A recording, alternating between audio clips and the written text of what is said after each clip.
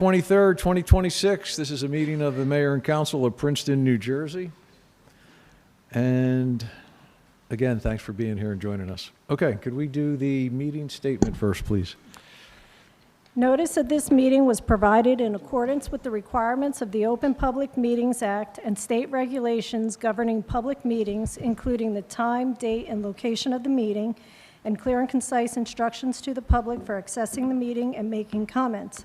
In addition, the agenda and all related materials were posted electronically and made available to the public on Princeton's meeting portal in advance of the meeting.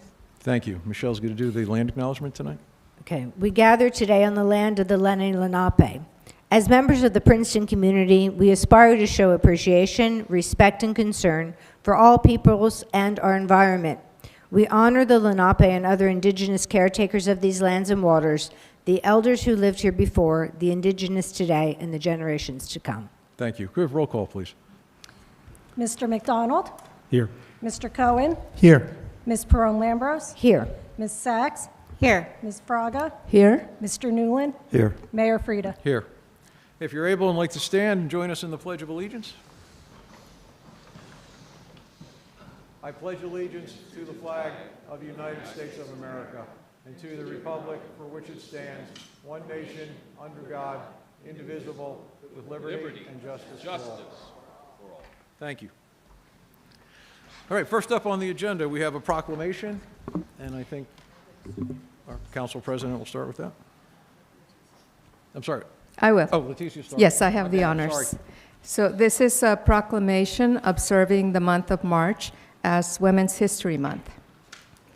Whereas Princeton recognizes the month of March as Women's History Month, established in 1987 by Congress to celebrate the contributions American women have made to strengthen the nation since its inception, and whereas the purpose of Women's History Month is to celebrate the vital contributions women have made to the United States and to recognize the achievements women have made over the course of American history in a variety of fields, and whereas women from every walk of life have contributed to the growth and strength of our community in countless recorded and unrecorded ways, and whereas the diverse women in our community play a critical economic, cultural, and social role in every sphere of life, and whereas when women succeed, their communities prosper, and in Princeton, the impact of women's leadership and entrepreneurship is evident in the vitality of our economy,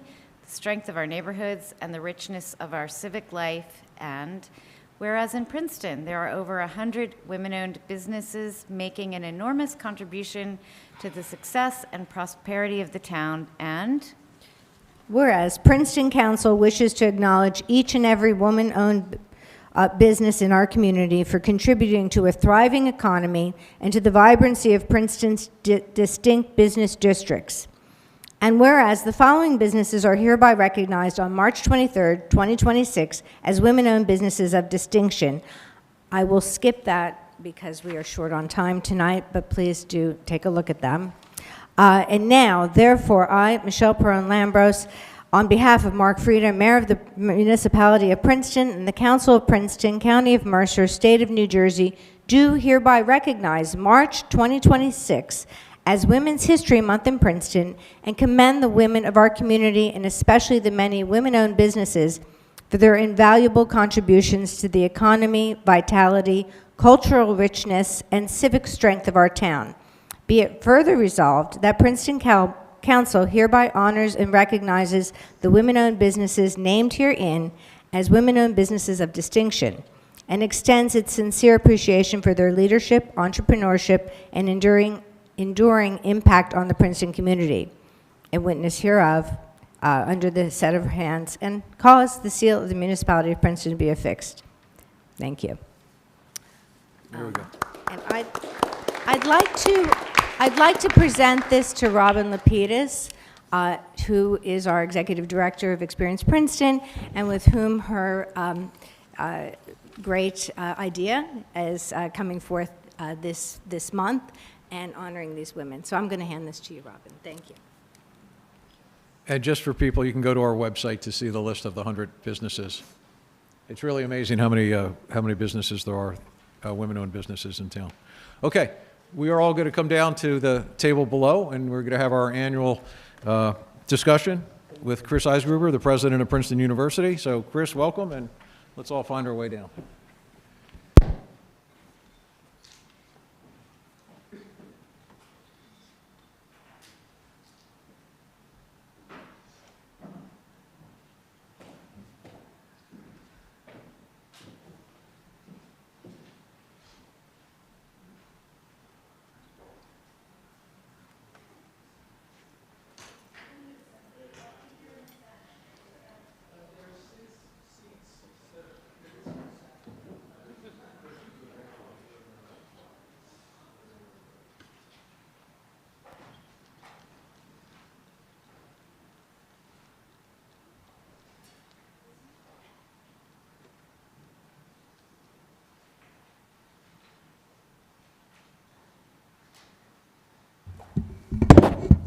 Jesus. Okay, we're all good. Chris, the floor is yours. Thank you. I'll just say a few things and then look forward to your questions as always. I think this is now my 13th year coming to speak with this council, and I'm delighted to have the opportunity to extend that tradition as part of a partnership that certainly matters greatly to the university and I think to the town as well. So thank you for making time on your agenda for that.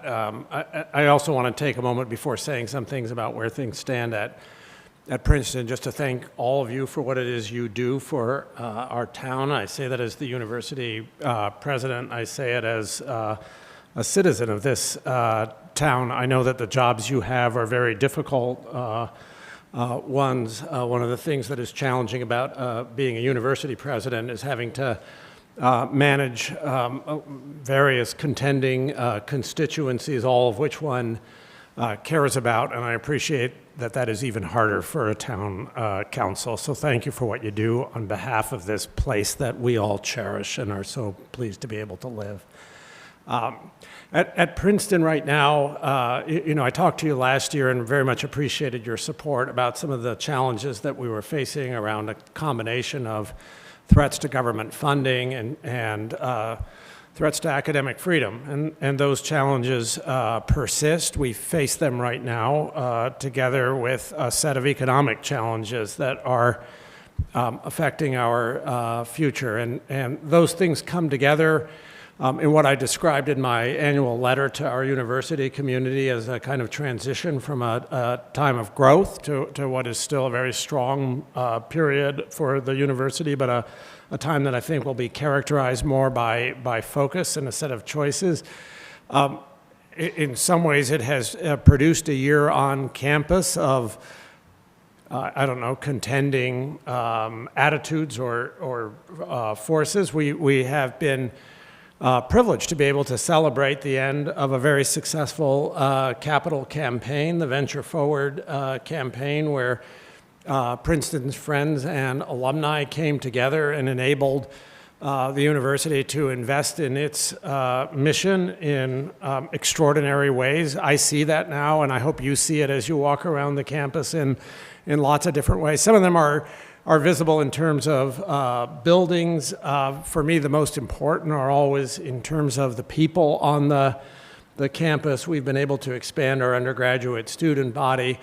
We've been able to take military veterans into our undergraduate student body in a way that was not possible before. We now take community college transfers at Princeton, including from Mercer County Community College, in a way that was not the case previously. That has added tremendously to the diversity of our student body and to the talent and excellence that we're able to bring. If you look at the sets of buildings, we've completed a number of capital projects recently, some of which enable us, like our new Bioengineering Institute, to move into areas that we wouldn't otherwise have been able to explore, and that will make a difference, I think, not only to research and teaching on the campus, but to what we're able to do for the world in terms of things that will provide the foundation for medical cures in the future. You can't possibly have missed that we opened a brand new art museum that got Princeton, New Jersey, I will say, identified as one of the most exciting places to visit in the world,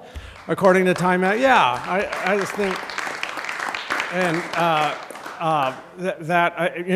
when I first heard that honor, I thought, okay, maybe they've got a really long list or something, but there are 13 places they said you should see in North America, and one of them is Princeton and the Princeton University Art Museum. So I think that you can see it in the activity on campus every day and on weekends, and I see a lot of those people coming into town. I see them eating at our restaurants in town. I see them buying things from merchants on Nassau Street, and we hope that that energy will continue. We created more housing for our graduate students over across the lake, which was a very high priority for them. We created a new health center, the first health center that will make a difference to health and well-being in our campus, which is another area of, I think, shared concern for this council and for the university. So there are lots of things that I'm proud of as we've come through that period. At the same time, we've been talking to our campus and continue to talk about our campus. I was just at the meeting of the council, the Princeton University community. I've got a council doubleheader today, so I was at that up until 6 o'clock, talking there again and discussing with folks some of the budget cuts that are taking place on campus. We went through an initial phase of 5 to 10% budget cuts around the campus across nearly all of our departments over this past summer, mainly in response to what was happening politically in Washington and to the threats to sponsored research that I talked about earlier. In my letter to the community, I talk about some more fundamental economic conditions that we think require, if anything, an even more substantial pivot in our economic outlook going into the future. So we are an endowment-driven university, as I think all of you know. That is part of what enables us to partner with our friends and alumni in the way that I just described and offer the financial aid packages that make the university affordable to our students. But it means that changes in expected market returns affect us to a greater extent than they do other universities. And if you look at those returns over about a 30-year period and you just take rolling averages, what you see is a downward slope to the returns that we and other universities, this isn't about a particular investment strategy at one university versus another, it's a downward slope to the endowment returns over a 30-year period that universities have been able to obtain, even with the benefit of the sophisticated investment advising that we get. So we calculate that we need to be able to generate 8% on average annual returns at a minimum to basically stay in equilibrium and to continue to fund our financial aid and the salaries and other aspects of our operation that depend on the endowment. We need 8% because we spend about 5% of the endowment every year. We take 1/20th of it every year, and we spend that as the main source of revenue in our operating budget. And then we have to account for inflation, nominally call that 3%. Obviously, it fluctuates, but a total of 8%. You go back 30 years and you see returns that were averaging 12% or more on average. When you're seeing returns like that, you can invest that difference between 8 and 12 to partner with alumni and other donors as we do things like improve our graduate stipends, improve our student aid, and undertake other initiatives on the campus. As we look forward now, we are projecting out 8% returns that are basically what we need in order to stay in stasis, meaning we're not going to have that kind of margin in the endowment to leverage the other kind of philanthropy and other sources of revenue that we have. And part of what we have been talking to the campus about is the fact that we're going to remain a very strong university financially. We're going to continue to be able to maintain our commitment to affordability and access. We are going to continue to be able to sustain excellence at the world-class levels that Princeton University always aspires to achieve, but we are going to have to make choices in different kinds of ways than we have made in the past, and we're going to experience that over the longer term, and we're experiencing it in the shorter term. So one of the things that you may have read or know is right now, like just about everybody. We're dealing with healthcare costs that are rising for our population. We are seeing rapid increases to the cost of our benefits charges, and that affects our compensation pools. There might have been a time when Princeton would be able to draw on that difference between the 8% it needs to stay in stasis and higher returns to address that. The problem, we cannot do that right now. So part of the difficult choices that we've had to make in consultation with our priorities committee is that tenured faculty, our senior faculty this year, are not getting raises. Our staff have raises that are limited to 1%, and we're continuing to do cuts across the university and expect to be in a phase where we are going to be making those kinds of substitutions over an extended period of time.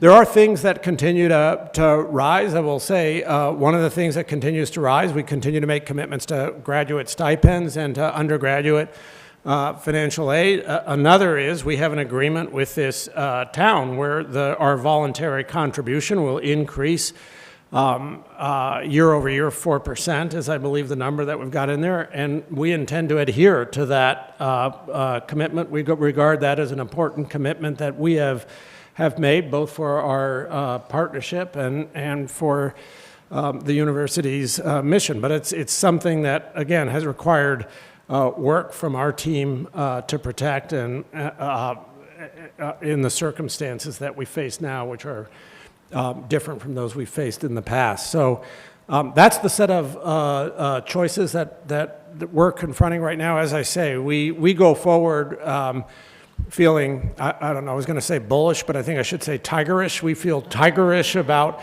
our mission, about our prospects for excellence, about our partnership with this town, but we do so under circumstances where as my wonderful provost, Jen Rexford, and I are finding ourselves saying to our community, we're just going to have to get used to making a different set of choices over time, but still being able to seize new opportunities and do great things.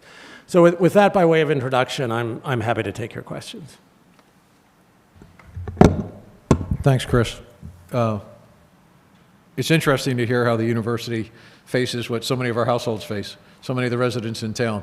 You have so much money, but you can only do so much with it, and you have to set priorities. We, at some point in the very near future, will be looking at all the requests for capital money here, and we're going to be doing the same thing, setting priorities, and, you know, there's a wish list, so to speak, and you can only do so much. So you have to figure out what do you really need versus what's discretional. Anyway, why don't we just, I think we started down here last year. Why don't we start at this end, and we'll just work our way down the table, comments or questions for Chris. Thank you, Mayor. Thank you. I know it's President Eisgruber. I just like calling you Dr. Eisgruber for some reason. I've told Leighton he's given me an honorary degree. I'm just a lawyer. I think my sisters who have real PhDs are going to get on my case if you keep calling me doctor. Well, maybe that's something we can think about, bestowing on our good friend an honorary doctorate degree from the municipality of Princeton. But anyway, thank you for being here tonight. Thank all of you for being here. I must admit that I am a bit of a homer being born and raised here, so it's not an ask. I want to make that tremendously clear, and I also want to recognize that I read carefully what you sent out, what Kristen sent out, and it's clear to me that, you know, you guys are in a position where you have to look at things very carefully, as do we, and we no longer, I think, want to look at you as the golden goose, but as just a goose.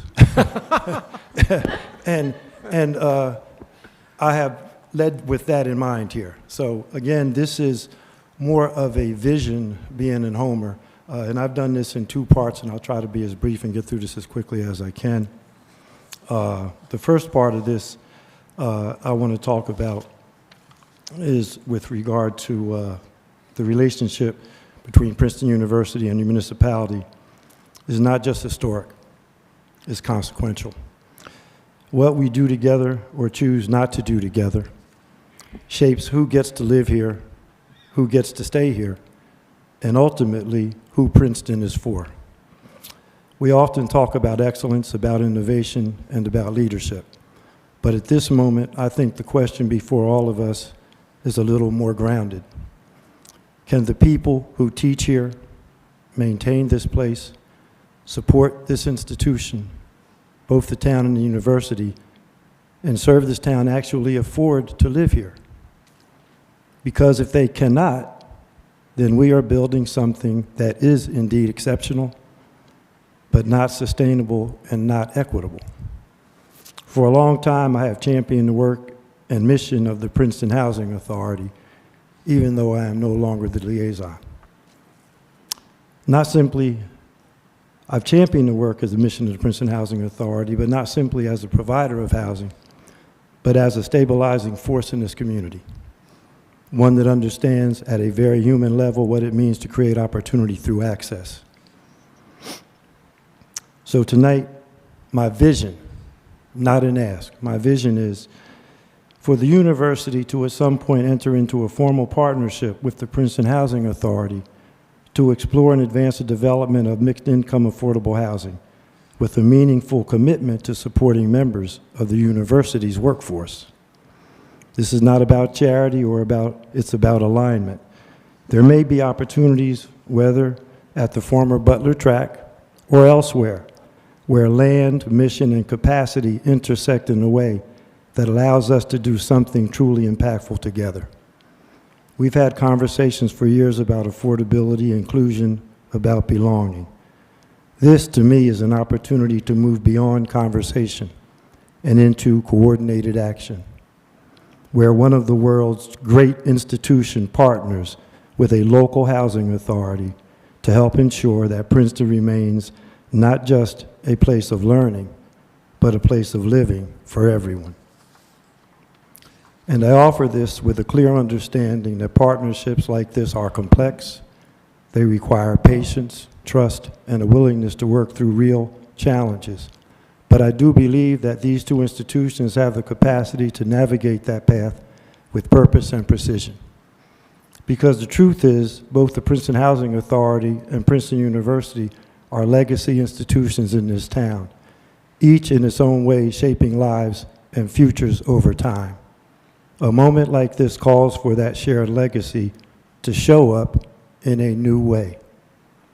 And I say that with both urgency and optimism, because I believe this is something that would be transformational for our community and the university writ large. So that's my first vision. I'm going to quickly go to my second, and I'm going to be fast. Not just coming to you as a councilman, but as somebody deeply rooted in the Witherspoon-Jackson community, somebody who has been in this from the beginning, who helped bring this vision into existence, and who now has to answer to the neighborhood that is frustrated, confused, and frankly, running out of patience. The Witherspoon-Jackson Development Corporation was entrusted with a critical mission to protect legacy homeownership and stabilize a historic black community under intense pressure from rising costs and gentrification. That mission was backed by real resources, most notably the $1.25 million that came through the settlement secured by Bruce Afrin with Princeton University. Those funds were not symbolic, they were intentional. They were meant to produce outcomes. But today the people that money was meant to serve are asking very basic questions and not getting answers. Where is the transparency? Where is the accountability? Where are the tangible results tied to that investment? A property was acquired years ago on McLean Street. Taxes have been paid. Time has passed. Meanwhile, members of the community, people who should be the beneficiaries of this work, have expressed real interest in purchasing that home. And yet, nothing meaningful has moved forward. No clear pathway, no communication, no resolution. That is not what was envisioned. That is not what was promised. I have personally brought leadership from the organization before the community more than once so that questions could be addressed openly. These moments did not produce that clarity or confidence that the neighborhood deserves. And now the temperature has changed. That is no longer a quiet concern, but it is open frustration. As part of the original settlement, there was an expectation, if not formally, then certainly in spirit, that the university would remain connected enough to ensure that these resources were being used in alignment with their purpose. The absence of that connection is now being felt. So my vision or my look forward is that we need your help, not to take over, not to dictate, but to bring visibility, accountability, and urgency back to this effort. We need the university to lean in, help us get answers to hard questions, seek clarity on outcomes, and help ensure that the intent behind those funds is being honored in practice. Quite simply, the mission isn't too important for us to drift. We have a shared history here. The university and this neighborhood have been intertwined for generations, for better or for worse. The moment is an opportunity to demonstrate what it looks like when that relationship works in service of equity, preservation, and justice. Innovation starts at home, and right now, home is asking for help. We really need you, and thank you for listening, and sorry to take so long. So, Leighton, I appreciate the questions and the spirit in which they are asked. You said in your questions, and you said to me beforehand that this isn't an ask, that it's a vision, and I'd like to respond in the same way. As you say, we have a shared history, we have a shared present, we have a shared future together, and I think we proceed toward that shared future with values in common that are directly relevant to the vision that you've just expressed. As I've said before at these meetings, we care deeply about this being a livable and affordable community. We have a very great percentage of our staff that already live in Princeton. We want that to be able to continue. Many also live in surrounding towns, obviously, but we want this to be a place where our staff and faculty live and thrive. We want it to be an affordable community. We want it to be a diverse community. And I respect the many concerns that you raise about that. I said a few moments ago, we face a difficult set of choices right now, and a different set of choices as we move forward into the future. But I do hope at some point that, for example, we are building on Butler Tract, and the university has a history which I expect to be continued into the future of making sure that we have inclusive housing when we build projects. We hope that we will be able to, at some point, do things along the Alexander Street corridor. We're very interested in making sure that we can work with this council and the town to ensure that the zoning is appropriate around potential projects that I think would be very beneficial, not just to the university, but to the town going forward. As I said earlier, one of the projects that we created, it may not be directly relevant to what you said, but I think it's really important that we created housing for our graduate students. That's on the West Windsor side of the lake, but it means that they're not stressing the demand for housing that would otherwise be present here in Princeton. So that's the kind of the vision level agreement. I think both of us know that to really make a difference, we've got to go from vision to details and more particulars. On those things, I trust you, and I trust my colleagues, I mean, Hillary and Kristen and Melissa, who are here now to work together with you, both over the short term to see whether there are short-term things we can do, but also over the long term as we continue to think about. We now have an agreement in place with the town regarding our voluntary contribution through 2028, I think. But you know, these conversations take place into the future too. So I hope we can go there with deep appreciation for the sentiments and concerns that you just raised, and with imaginative consideration of possibilities that could move us forward together. Thank you, Mr. President. Thank you. Thank you, Tina. Thank you. So mine, like Leighton, I'm not going to make an ask. I know traditionally we see this as an opportunity for us to come together and to discuss our needs and make our ask. But I'm not going to do that tonight. Instead, I'll consider more of a moment of reflection. Earlier this year, I shared that this will be my final term on council. Our annual meeting in this format, where we discuss shared goals and initiatives that enhance the quality of life for both campus and community, has always been one of my favorites.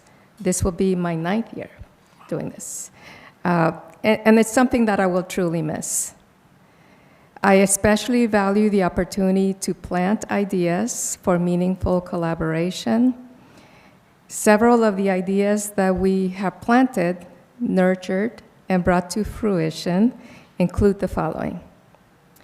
At my first meeting with President Eisgruber, as a newly appointed council member, I highlighted the work of Habitat for Humanity, Habitat for Humanity, which at the time was raising funds to build much-needed affordable housing in the Witherspoon-Jackson neighborhood on municipally acquired land.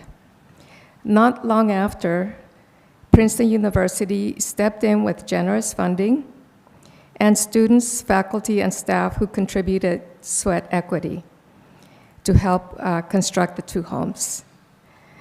Through the collaboration and support of many community partners, including the university, 2 families became first-time homeowners.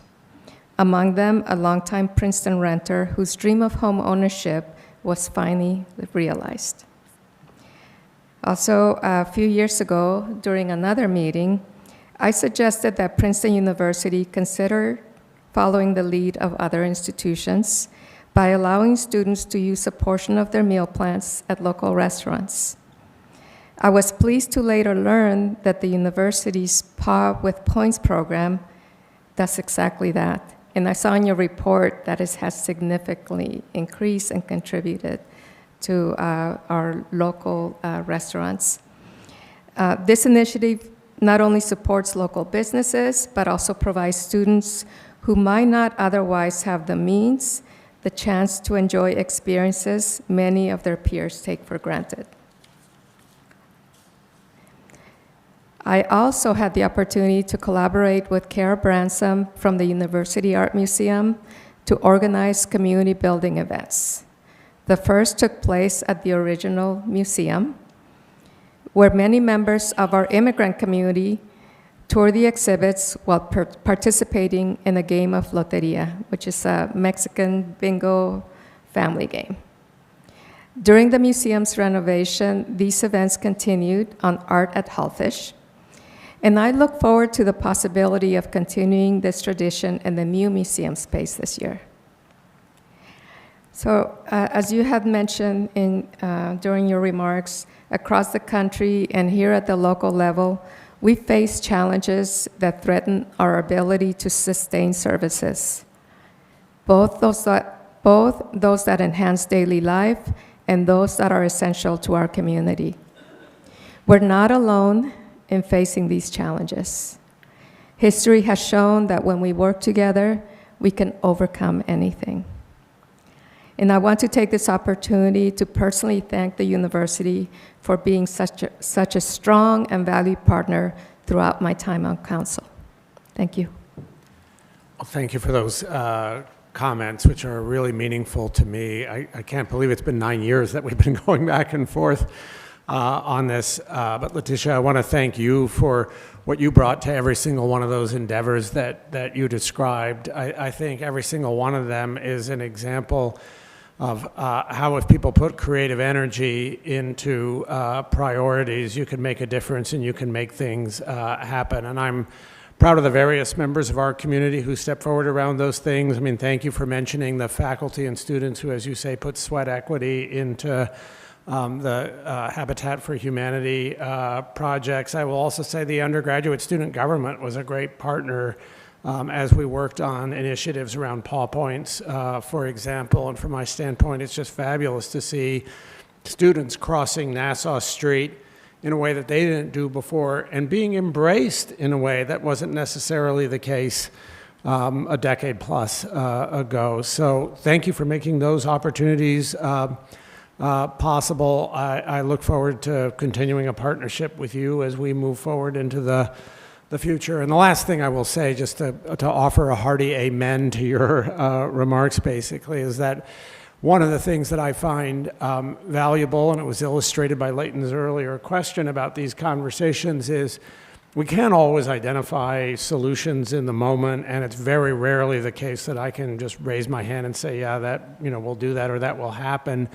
But if we know where the town's priorities are and somebody says this is something that would make a difference, that's something that we can bear in mind as we go into the future. Sometimes find something in the shorter term, often find something in the longer term. So thank you for that partnership. Much appreciated. Thank you. So it hasn't been quite 9 years for me, but but soon.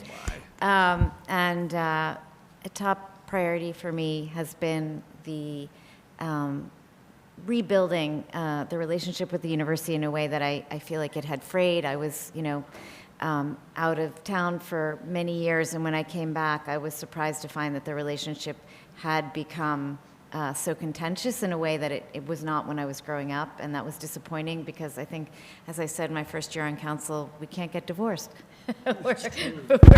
we're stuck. That's true. So we have to work together and make the best of it. And I have been doing that, and I really appreciate your support, the university's support. Melissa, Kristen, and Hillary, are an invaluable part of the team. And I think we continue to move forward and build on that foundation with a very generous voluntary contribution. Because you are also hurting financially in the way that we are, I'm going to join my colleagues in not hitting you up for anything, although there might have been a little bit there. So I want to mention one more thing to the point of collaboration. I want to give a shout out to our representatives, the representatives from the Daily Princetonian here. This is something that I personally have been working on. I think we wanted to work together on more accurate coverage.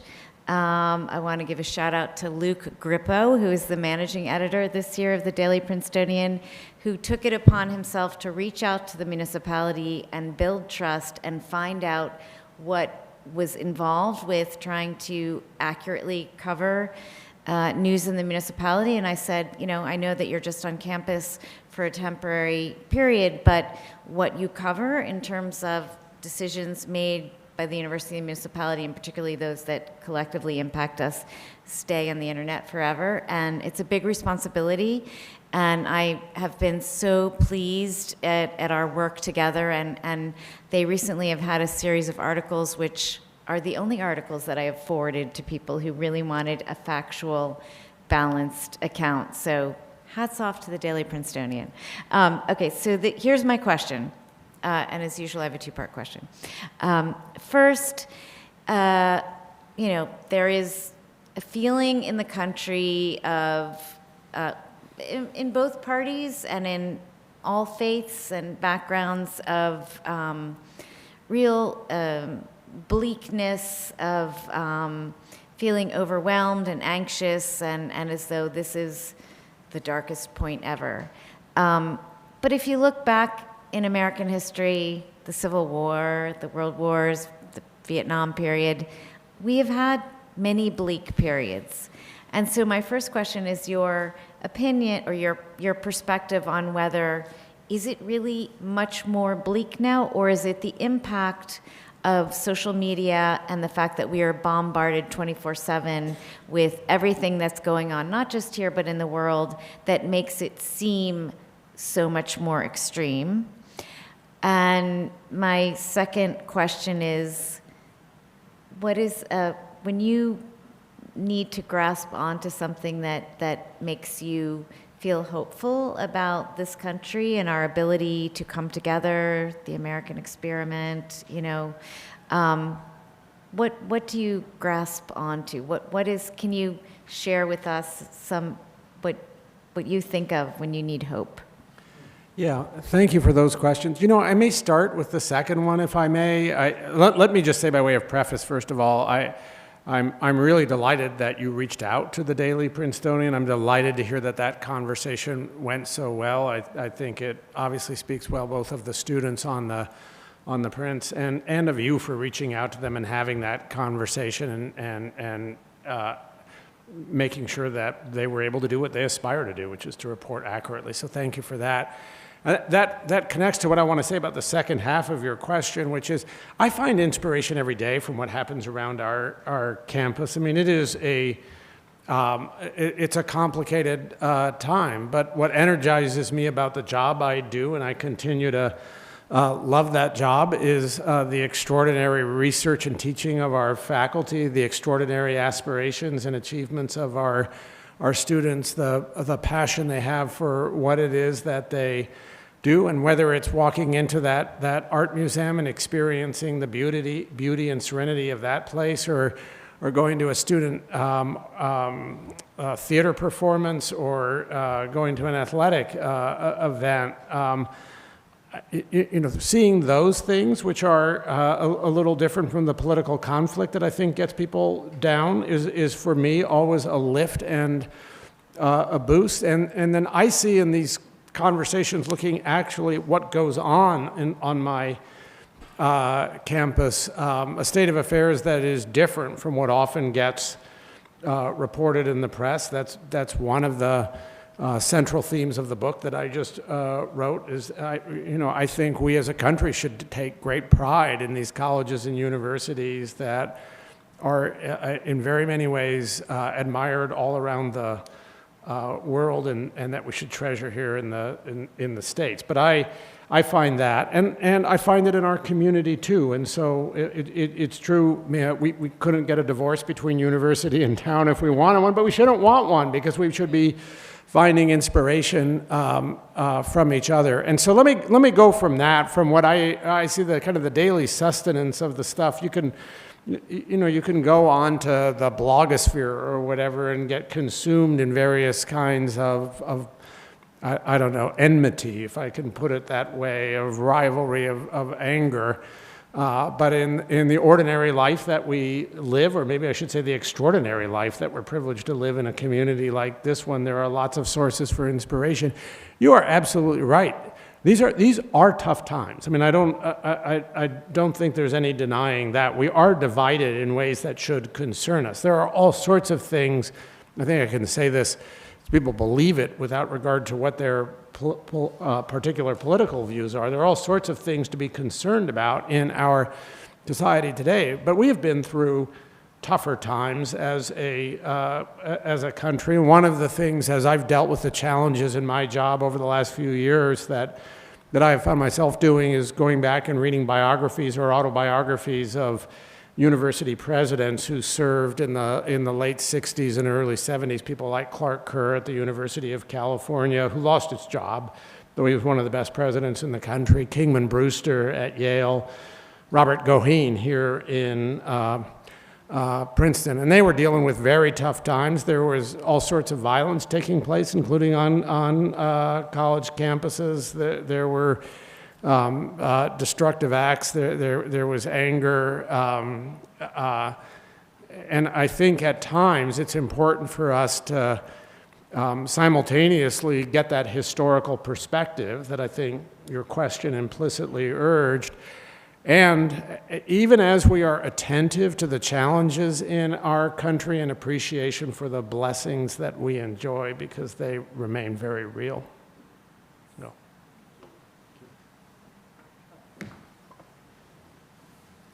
So after the very philosophical and high-level discussion, I think I keep my sanity by looking at the details of the work and the opportunities. And I just wanted to mention a few of the wonderful opportunities that our collaboration affords us, and then maybe some of the challenges. So first of all, I was going to mention the Art Museum is amazing. It has, the fact that Time magazine acknowledged it was just really phenomenal. But we've already seen what an incredible economic driver it can be for the town. And so I say the challenge for us now is to work together and collaborate on, how to deal with better wayfinding, traffic solutions, parking solutions. And, the staff has been, wonderful, but I think that that's a challenge for us, to continue to work together on. And then that leads me to a thank you. A huge thank you for supporting our transit system. We are now launching the Loop Express, which may not seem like a big deal, but it really is a step in the direction of moving us away from a car-centric town. And I know you love to walk because we run into each other often. You probably don't recognize me tonight without my dog.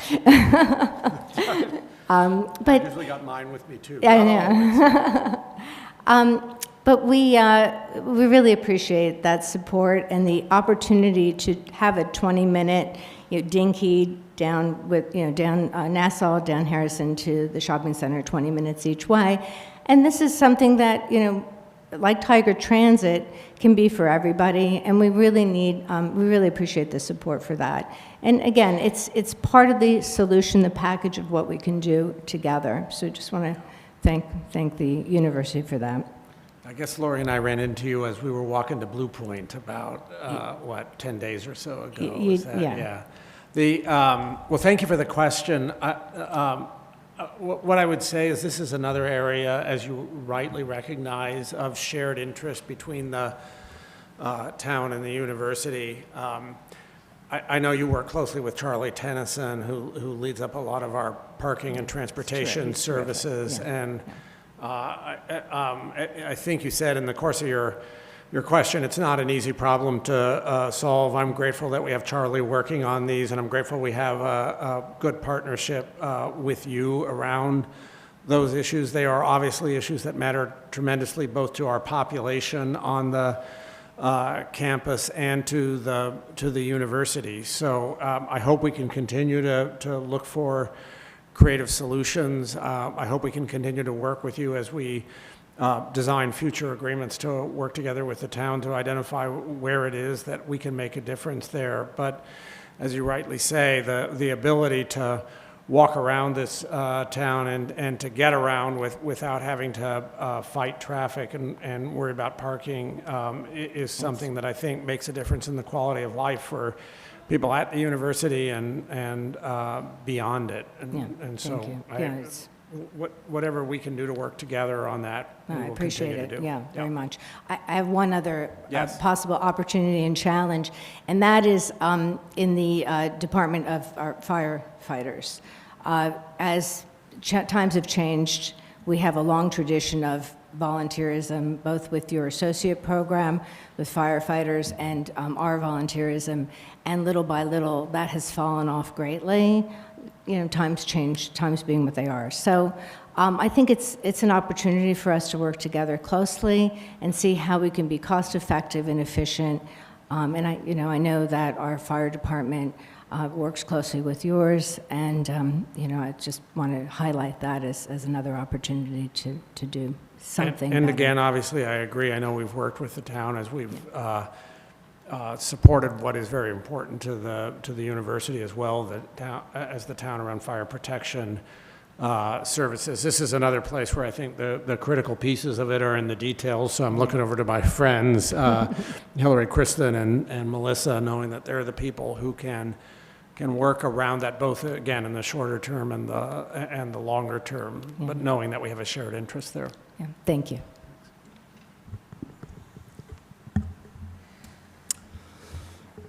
I'm thinking about pivoting. Since none of my colleagues are asking for anything, I think I might ask for something.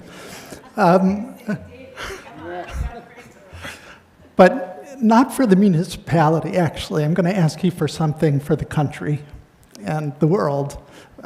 Your motto is in service to the country and the world, right?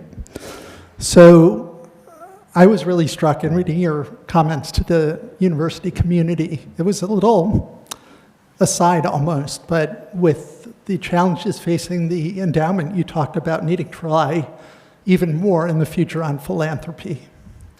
And the question is, what kind of trends are you seeing in philanthropy? I'm hearing in the community of Princeton that it's getting harder to raise money from wealthy members of the community. We know that, Bill Gates and Warren Buffett sort of tried to start the giving pledge for billionaires, and All the new billionaires are refusing to sign on to that.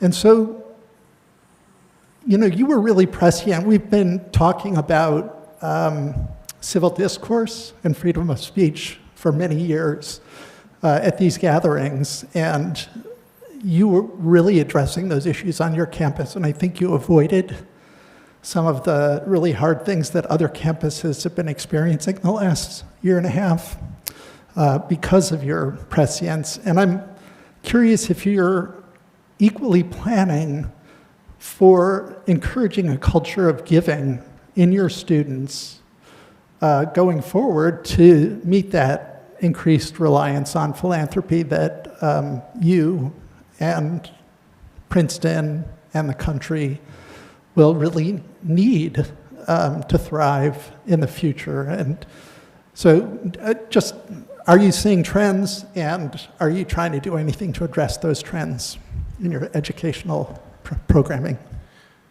I don't know. I have some temptation to throw the question to your colleague, to your right on the council, just because when I was a young provost many years ago, Brian was our vice president for advancement at Princeton and taught me a lot of what I have come to rely on and know as a university administrator raising money. But let me offer you a few thoughts about what I know on that front, which would be to say, I think philanthropy is one of the great strengths, and actually remains one of the great strengths of America. So, I did my graduate education over in England, and at some point, Oxford University, which I attended, realized that it needed to start raising funds. A lot of the fundraising that they do is over in the United States, just because there is a tradition here of giving, which is, I think, valuable and different from what exists in much of the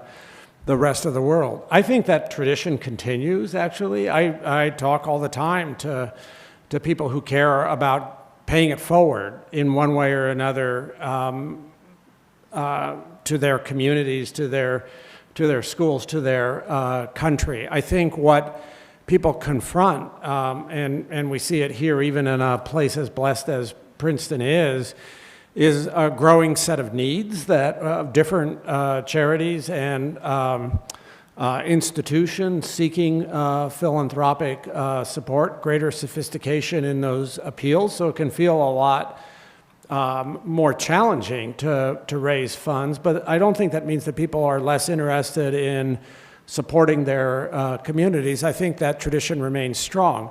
When I think about it in connection with Princeton University, what we try to instill in all of our students, and it is part of our motto, and I think every Princetonian knows it, right? The formulation that we have now is literally in the nation's service, in the service of humanity, and it dates back in its original formulation to Woodrow Wilson and the end of the 19th century, and a speech that he gave then.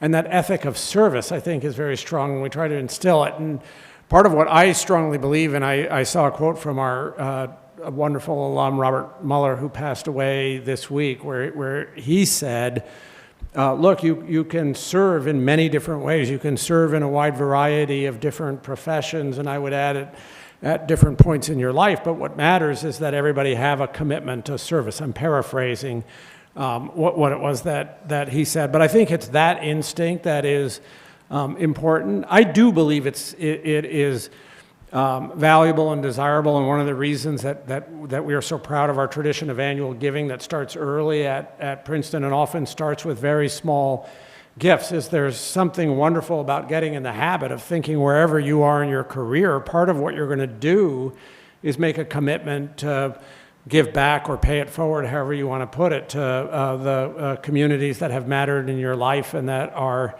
around you or that are in need. So we try to inculcate that instinct. And as I'm talking to people, obviously it's part of my job to ask them to support Princeton University and our mission, and I do that with great enthusiasm. But one thing I'll always say to folks is, look, I know everybody has a portfolio of different causes that they are committed to, and in some years, I hope it will be us when I'm talking to them, but I know that in other years, it's going to be other organizations and institutions. But what really matters, I think, in the spirit that you've just described, is this commitment to, I would say, fundamentally to serve, but also to pay it forward and to give back. And if people are making that choice, then I respect that tremendously.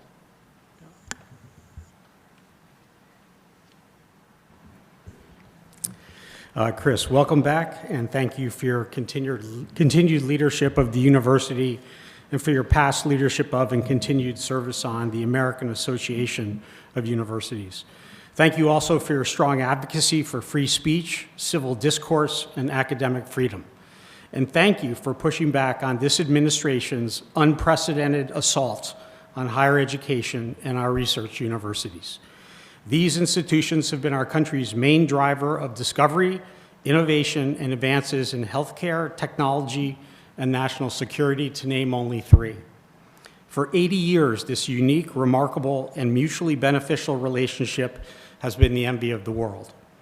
It is now under attack.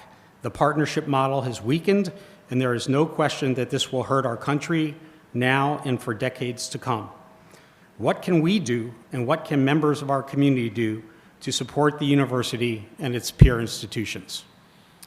Well, thank you. I mean, first of all, just thank you for those words, and thank you for speaking up. That was extraordinarily well put, and I just think one of the things that you just did is one of the things that members of this community can do, which is to get that message out there, underscore how important this partnership has been to our nation's health, security, and prosperity, and to the education of our children, and to the propagation of American values throughout the world, and that it depends on that fragile combination you mentioned of government support and a commitment to academic freedom. So one is, I just think anytime you make that kind of statement, it makes a difference. The second I would say is, communicating with other people in Washington, with office holders in Washington, writing to Congress, including those who represent us here in New Jersey. They generally appreciate this, but knowing that it is front and center for their constituents matters a lot. I mean, I know you know this, right? You are members of this council. You know how important it is. It's hard work. As I said earlier, dealing with the multiple constituencies that you have, but it matters what your constituents think. And I will say, when I go down there and I'm making more and more trips to Washington, it matters if I walk into an office and a congressperson or the representative's staff is saying, yes, we're hearing from constituents. We know this is on people's mind. People are talking to us about the importance of supporting research and science and universities. So I think that Civics 101 point actually matters. And then more specifically, I think, we've got a website called Stand Up for Princeton and Higher Education that provides updates about the specific issues that we're facing and where people can make a difference, helps to provide information if people are interested in what it is they can do. And one piece of that I think is really important, and I think this council would immediately agree, is I firmly believe, and we believe at Princeton, you can't just stand up for a particular institution, right? One of the things that I believe is when I'm going down to Washington, I got to be standing up for all the institutions in higher education. I've got to be standing up for American colleges and universities. I will answer whatever questions or concerns people have about Princeton University. I will defend my institution, but at the end of the day, I know that the legislation that's going to matter is going to affect a broad range of colleges and universities. And if we fall into the trap of competing with one another or saying, well, it's not me, it's those other institutions, that is not an effective way to be proceeding. So we need everybody to be standing up, not just for Princeton, but for higher education in this country and what it does. Because as I said, Mia, in response to your question earlier, I just think these places, and you spend time on a campus and you feel this, they are places that are treasures and that make a difference to our country. And those of us who are close to them have got to be sending that report inside the Beltway, where sometimes they forget it. So thank you for the question. All right, Chris, again, thanks for your time. Thanks for joining us. I'm greatly encouraged when you say about all people, everyone should stand up. And I think it's good at the national level, but I think locally, we should all stand up as one community, the university community, the town community. At the end of the day, we're all one. What happens with one impacts the other. And the more that we can work together, and I must say that it is very, I'm very grateful for the opportunities to be able to just make a phone call, send an email, and say, hey, what about? And we always get an honest answer. Maybe not always the answer I would hope for, but we get an honest answer. And to be able to have that dialogue, I think, is very important. And in today's world, people being able to just have an honest, open dialogue is sometimes a challenge. So we truly appreciate all the effort and the respect and everything that goes along with that between the university and the town. So thank you very much. And Mark, just to amen to that, I think that connects again to Mia's comments at the beginning of her statement about what has been necessary in order to bring the relationship closer together between the town and the university. We've just got to be able to have those conversations in exactly the way that you said.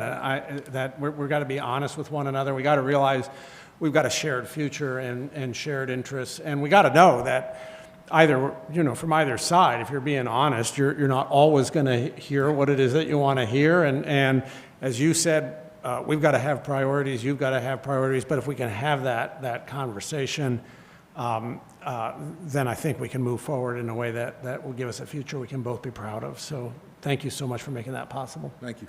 All right. Thank you.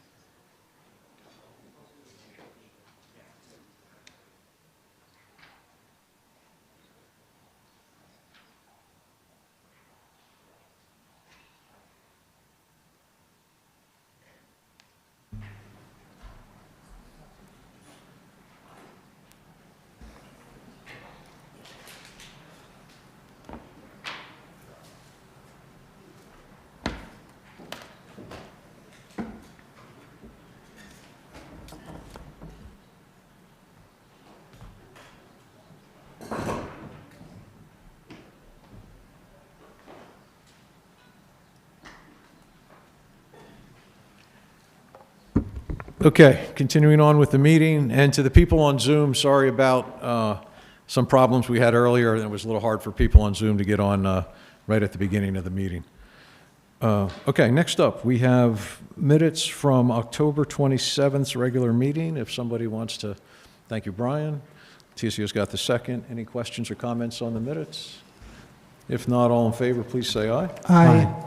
Okay, next up are announcements and reports. Any council members with announcements or reports for tonight? Okay, great, because we got a lot of other stuff to cover. I'm sorry, Deanna. Thank you, Mayor. I just wanted to do a couple of quick reports. One of them is related to the storm event we had with a lot of road closures. We just want to remind residents that it is their responsibility to look after their private trees. A lot of the road closures that had occurred were due to private trees falling into our roadways and on power lines. And so we do encourage residents to make the effort to look at the health of their trees and maintain them in such a way that it's not going to cause property damage in the right-of-way or disrupt our traffic. And our second update is related to the Princeton Environmental Film Festival. I see that we have a couple folks here from the library, but on March 28th, if anybody is interested in learning more about sanitary sewers or sanitary sewer treatment, there is a film entitled Unless Something Goes Terribly Wrong that is being screened at 11 a.m. at the library. And so people are invited to check that out. That's it. Thank you. Thank you very much. I'm sorry? You're what they're in now. Yep. Okay, David? Yeah, and I just remembered a quick announcement I wanted to make. Tomorrow evening, there's a public information session regarding our watershed assessment plan. It's both at the watershed from 6 to 7:30, but also available on Zoom if you want to take it in that way. All right, thank you. Okay. Chief, you're here and you have two things for us tonight, the February monthly report and the 2025 annual report. That's correct, Mayor, and again, thank you for having me, Mayor and Council. Tonight, I'm presenting those two reports. First, the February Police Monthly Report. Contained in this report and a specific activity that I'd like to highlight is our Community Relation Bureau's continued strong community outreach efforts. This is done through a variety of engagement initiatives, school partnerships, community events, and public assistance activities. You'll see in this report that during the month of February, officers from the Community Relations Bureau participated in numerous community policing events, conducted school details and safety drills with school administrators and officials, hosted community engagement events such as Smoothie with a Cop, and assisted residents with several quality of life concerns and public safety services, most recently with the winter storm that we had, following up on 112 snow removal complaints and issues. Each one of those contained a follow-up to ensure that it was appropriately done. Overall, we remain actively engaged in building relationships, supporting our schools, and maintaining a visible and positive presence through the community. That second report, that's our 2025 annual report. This report provides a comprehensive overview of the department's operations, staffing, training, community engagement efforts, professional standards throughout the year, and many other things. It outlines our calls for service, our enforcement activity, internal affairs reports, use of force statistics, training initiatives, and our organizational structure, all with the goal of maintaining transparency and keeping our community informed. The report is not only intended to document our activity, but it also demonstrates accountability, professionalism, and our continued commitment to community partnership and public safety. The year 2025 was a significant year for the police department, marked by both transition and progress. We experienced leadership transition, we welcomed several new officers to the department, and we continue to build upon a strong foundation that has been established over many, many years. During 2025, the department implemented several important initiatives and improvements, including upgrades to our body-worn camera system, integration of drone technology into operations, implementing the New Jersey Arrive Together mental health response program, and expanding training opportunities for our officers, and as well as beginning the process of public safety answering point accreditation. Overall, 2025 represented a year of forward movement for the Princeton Police Department. We continued to focus on officer training and wellness, transparency, and accountability, along with modernization of equipment and technology, and strengthening relationships with the community we serve. The men and women of the Princeton Police Department remain committed to providing professional, responsive, and community-oriented policing services. And the progress that we made in 2025 positions the department well as we continue moving into 2026 and beyond. With that, Mayor and Council, I know that those reports, especially the annual report, was quite comprehensive. Does anybody have any questions in regards to February or the annual? We'll be happy to take them. Thanks, Chief. Layton. Thanks, Chief. And first of all, thank you for a tour de force annual report. I can't imagine that there are many police local annual reports deeper and better than that one. So I read through it totally, and it was very informational. So congratulations on that. Number two, I just really took a quick look at the numbers of the times policemen have been called in January and February. I compared this year's to last year's, and there's a 28.6% increase in the amount of time police have been called, which, when I ran the numbers out, looks to me like about 50,000 times this year police will have been called. And my question is, if that 28 or approximately 30% increase continues throughout the rest of this year, what impact, if any, will that have on your officers, and particularly your patrol area officers?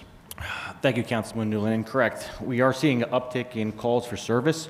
A lot of that is also officer-generated conduct and initiatives.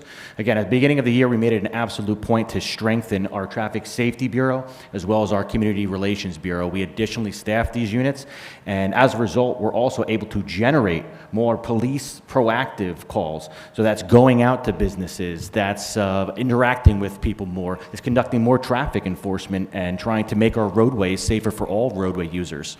So that number seems to be going up, but it's also going up due to proactive officer involvement within the community, which we want to see. I do see a slight uptick in calls for service, and it's something that we're going to continue to monitor throughout the year, and the police department is more than prepared to tackle any issues head on. Thank you, sir. Brian? Yes, Chief, thank you for the very comprehensive report and for the monthly report, and also for agreeing to serve as chief and stay with us for some time. I think your leadership is going to be extremely impactful, and it will be great to have you really focusing in for some period of time on moving our police force to even higher and better level of service. I did note that there was some variability in some of the statistics, and this was explained earlier that there have been times when we've been down officers. And that can have a really big impact. Even though we have a good-sized force, being down 2, 3, 4, 5 officers can have a significant impact. So I guess I have a question and also an ask for my fellow council members. One is there any way to better anticipate vacancies and prepare in advance to have the shortest gap in coverage possible? And then for our administrator, Bernie, and for my council colleagues and the mayor, are there things that we can do to assist you in ensuring that there are few gaps, and when there are, that they are short ones? Thank you, Councilman McDonald. That's an excellent point, and this is something that has recently come up at our Public Safety Committee. I'm trying to get a good idea as we look into the future of vacancies and attrition in the police department. Policing is unlike any other profession where you can't just hire somebody and they start the next day. It's a comprehensive recruitment process which starts at an application phase, and it goes through physical testing, psychological testing. The background investigation is extremely comprehensive, and this is all before you go to the police academy, which is a 21-week investment. Even after they come out of the police academy, you're looking at about 16 to 18 weeks on a field training program. So all in all, from the point where we implement recruitment to the time that the officer actually counts towards staffing levels is about 18 months. So we like to identify right away when those departures are going to occur. And most recently in last public safety meeting, I tried to map out a 3-year plan of when we forecast potential departures in the agency. And through using that plan and being proactive with recruitment, I think we can stay ahead of the 8 ball and not fall behind where staffing becomes an issue. And I'm a strong believer of, with the appropriate staffing, we can accomplish so much more. And it's something that I absolutely will look at as we go to the future.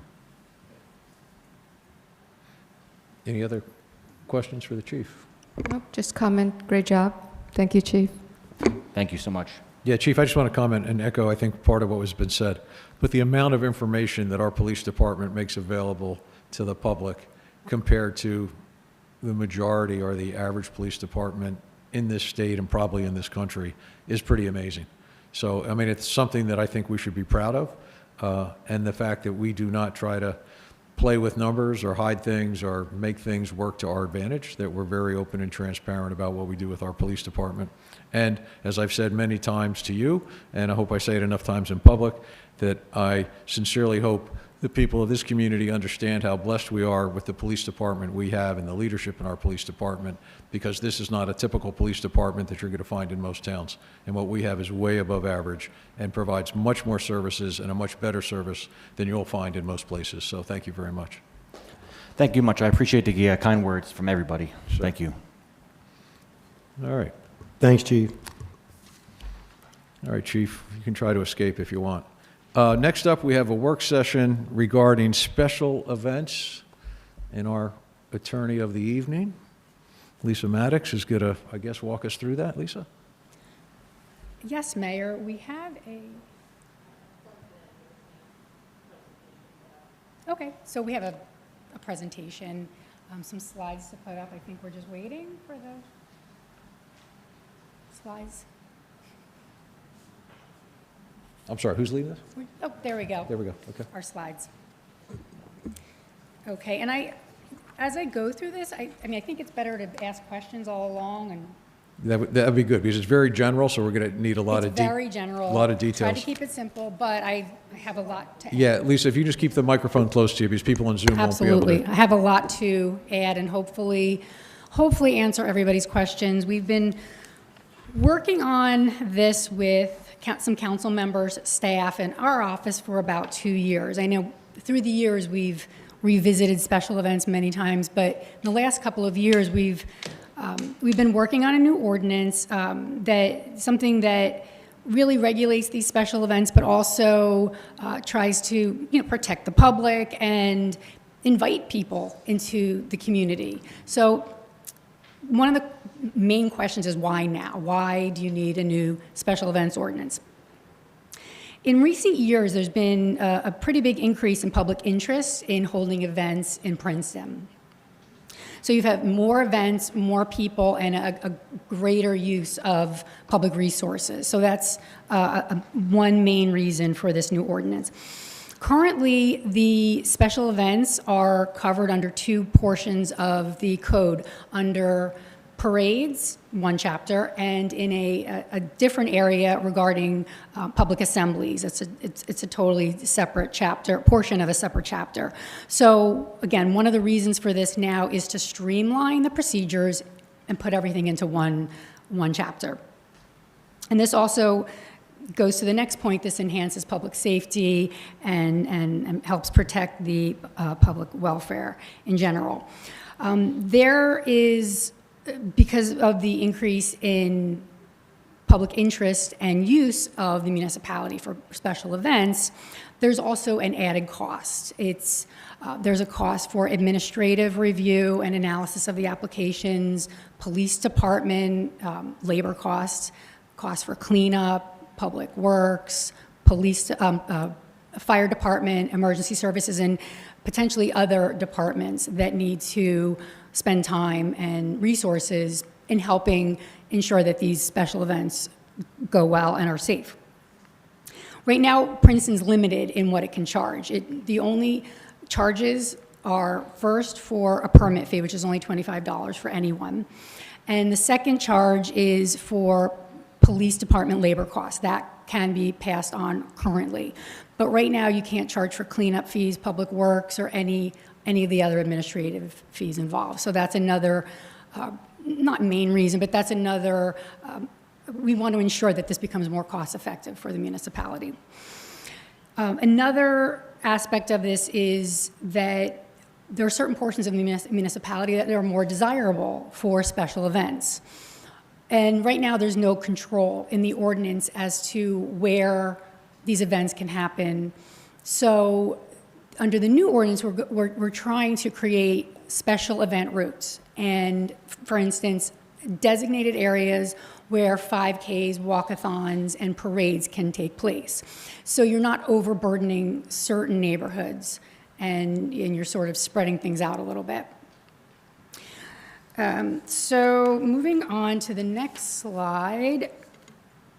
Again, currently we have a parades ordinance, and essentially a parade is a special event. Under this new ordinance, we're going to kind of broaden that definition. So a special event is really any organized gathering of people where they're going to be using an outdoor municipal area. So that would be any street, sidewalk, a park, open space, plaza. So it again puts all those provisions into one ordinance, but it's pretty broad. And anytime an organized event is going to take place in any of those areas, people are going to have to, unless there's an exception, apply for a special event permit. Right now, we have a proposed trigger, and this is something to discuss with council, for how many people in a public area would need to gather for a permit to be required. You know, what if we don't want to require a permit if people just want to sit in Heinz, 10 people want to get together and have a knitting circle or something like that.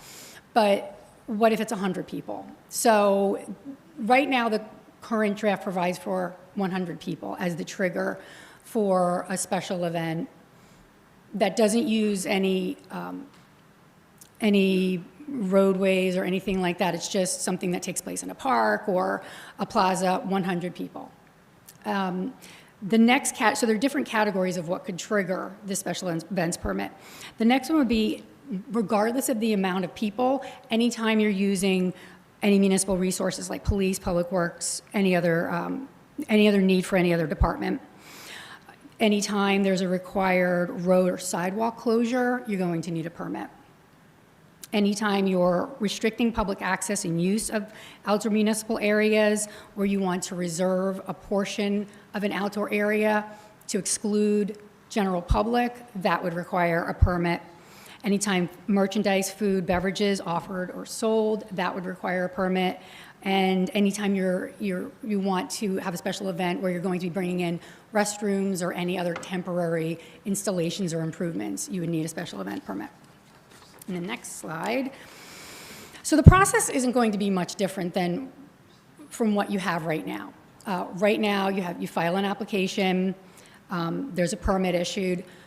One main difference with this new ordinance is that the permit would be issued administratively versus you have some permits that are administered by the clerk, some that are given by the chief of police, and then others by council. Everything's going to be done more uniformly with the clerk and the police and other departments coordinating, and then council really won't be involved. So we thought that would be a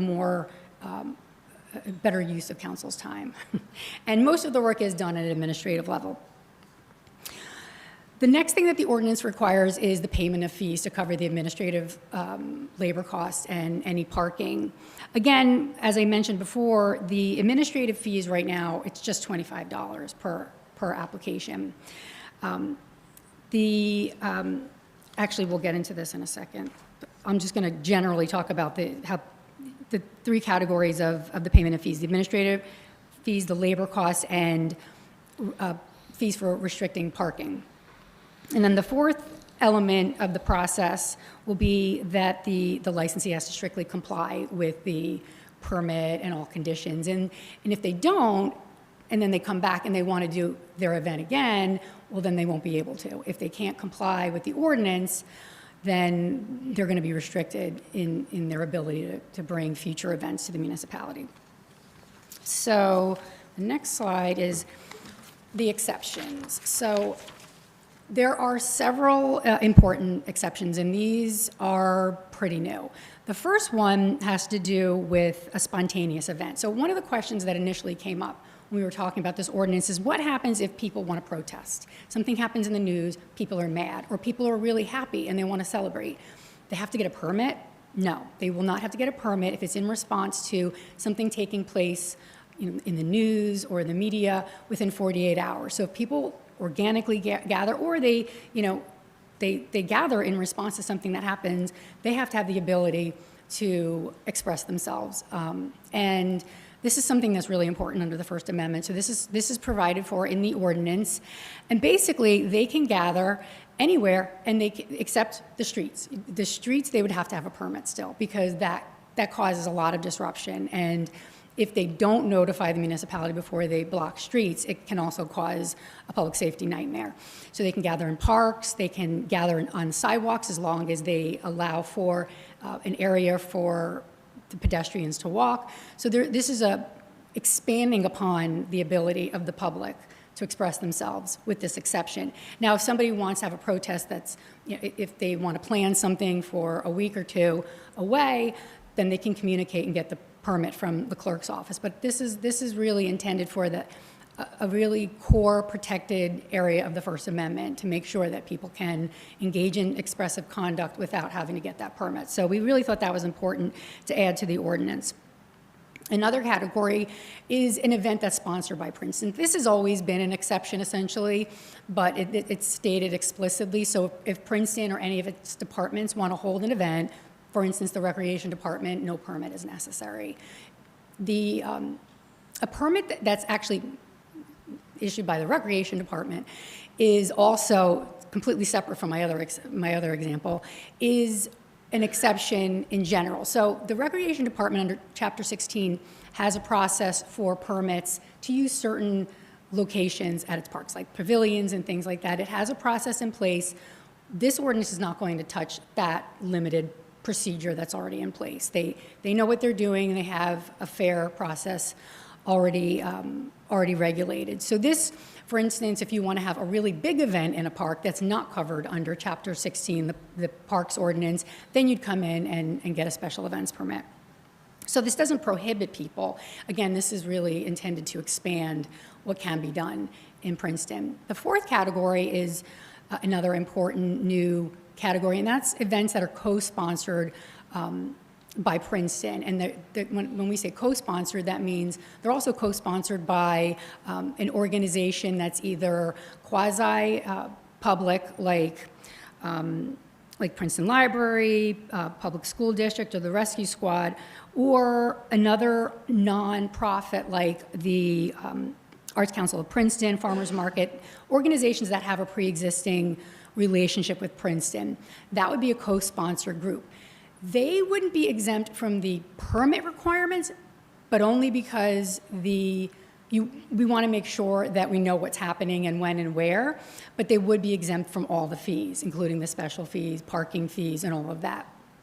So they would just have to come in, provide information about their event, get approval, and then the fees would still be waived for those groups. Some other relevant updates that are not really found in the current provisions regarding parades and public assemblies. The first one has to do with food trucks. So that has been a question, aren't they allowed? Under this ordinance, food trucks would be allowed when they are incidental to a special event. That would mean that they can't be the main purpose of the event, but if someone were having a parade and they want to provide food for attendees, well, they can invite a food truck. So that would be, instead of, for instance, having a caterer, because I know that a lot of times special events, they do provide food for people. So that's sort of the caveat for when food trucks would be allowed. Again, you couldn't have just an event for all food trucks, and that would be the nature of the event. That wouldn't be consistent with the new ordinance. Also importantly, during discussions regarding the ordinance, it really became important to respect the existing businesses in town and ensure that you're not inviting food trucks for every event and then that they're being allowed in every area of the town to the detriment of your existing restaurants. So as part of this analysis, we're going to work with the relevant departments to make sure there are designated areas, just like the special event routes for the 5Ks and those events. We're going to make sure there's certain areas where food trucks are appropriate. So you're not allowing them on, in front of all the restaurants on Witherspoon Street. So they would be in areas where, again, just more appropriate for the event and while you're respecting the local business interests. And that will be done administratively. The next, and I'm almost done with this, so I apologize this is a lot of information. The next relatively major change, at least it's becoming explicit now, alcoholic beverages will be permitted at special events when they are part of the application process and they are vetted through the police department and all the relevant departments. So as part of your application, you can say, I want, alcoholic beverages to be served and consumed at my event. So you will then explain where that will take place, the details in your application, and then that will be subject to review and approval, just like anything else under the permit review process. The only other element to that is to remind people is that they may be required to get a special permit also from the Division of Alcoholic Beverage Control, but that's just state law. But this enables the municipality to allow events, again, in appropriate areas to have open containers and to serve alcoholic beverages. The other aspect, and I've touched upon this, is the creation of these special event routes along public streets and roadways, and this allows the police department and staff to really control kind of the distribution of where these events take place, and 5Ks aren't going to always happen in the same place, and walkathons and parades aren't going to always happen in the same place. You can distribute where in the municipality they take place, so they're not infringing upon certain neighborhoods too often. Another main discussion is always going to be fees. So we've looked at a lot of different ordinances to come up with something fair and reasonable. So the fees will fall into 3 different categories. First, you have your application fees. So everybody files, when they file for an application, they'll have a fee to pay. And the second category will be special service fees, and the last one is the metered parking reservation. So, and again, the reason for this is the cost of Princeton has increased as the need and the interest in using Princeton for special events. There's a lot of resources are utilized regularly for these events. So the idea is to pass on not every cost, but a reasonable amount of those costs to the event organizers. So the first category is the application fees. This, again, covers the administrative review. There sometimes is a lot of time that's spent in passing these applications around and having the police department, public works, engineering department, various departments review applications and conduct an analysis and determine this can or can't take place in a certain area. So the idea with the administrative fee is to ensure that we can reimburse the municipality for at least a portion of that fee. We don't necessarily have amounts specifically to provide to you. That's really ultimately going to be up for discussion with council. We don't want to beat people up with these fees, but the fees, one idea is to have a graduated fee structure. So the most expensive would be when you have a road closure, one or more road closures, and an impact to one or more intersections. That will require the most analysis, most review by the police department and other departments. So that would be the highest fee. Your next one will be if there's only one road closure and no impact to intersection, then an area that doesn't impact the rights of way, such as Heinz Plaza or a park. So that type of an event won't require the same level of analysis ahead of time. So the fee would be less, and then your smallest fee would be for a block party, because that's something that regularly takes place in the municipality, and again, you don't want to beat people up with these fees. And the main thing with those fees is to ensure that they are reasonable and reasonably related to the actual cost. So that's something we can work on with staff to come up with reasonable rates. But again, we're not looking at, I've seen towns charge like thousands of dollars. I don't think we're looking to do that here. It's going to be more reasonable, and again, for administration. Special service fees is, again, the special service fees, the only one that's charged right now is the cost for police officer labor. That's already passed on to a lot of the events. This new ordinance would pass on that cost, as well as any labor costs for public works, fire and emergency services, and anything else that's needed from other departments. And it'll be done on a case-by-case basis and be based on the labor involved. So we're not going to say, for a parade, it's going to cost this much in labor costs. You don't know. You're going to have to do it on a case-by-case basis. And again, based on labor costs. We're just not going to make up an amount. The way that it will work is there'll be an estimate of the fees ahead of time. Then the event organizers will pay that as part of the permit. And then if more money was actually spent during the event, then the event organizers are going to reimburse the town for that. And if less money than you estimated was used, then the town will reimburse the event organizers. So, and then the last fee is the metered parking space reservation fee.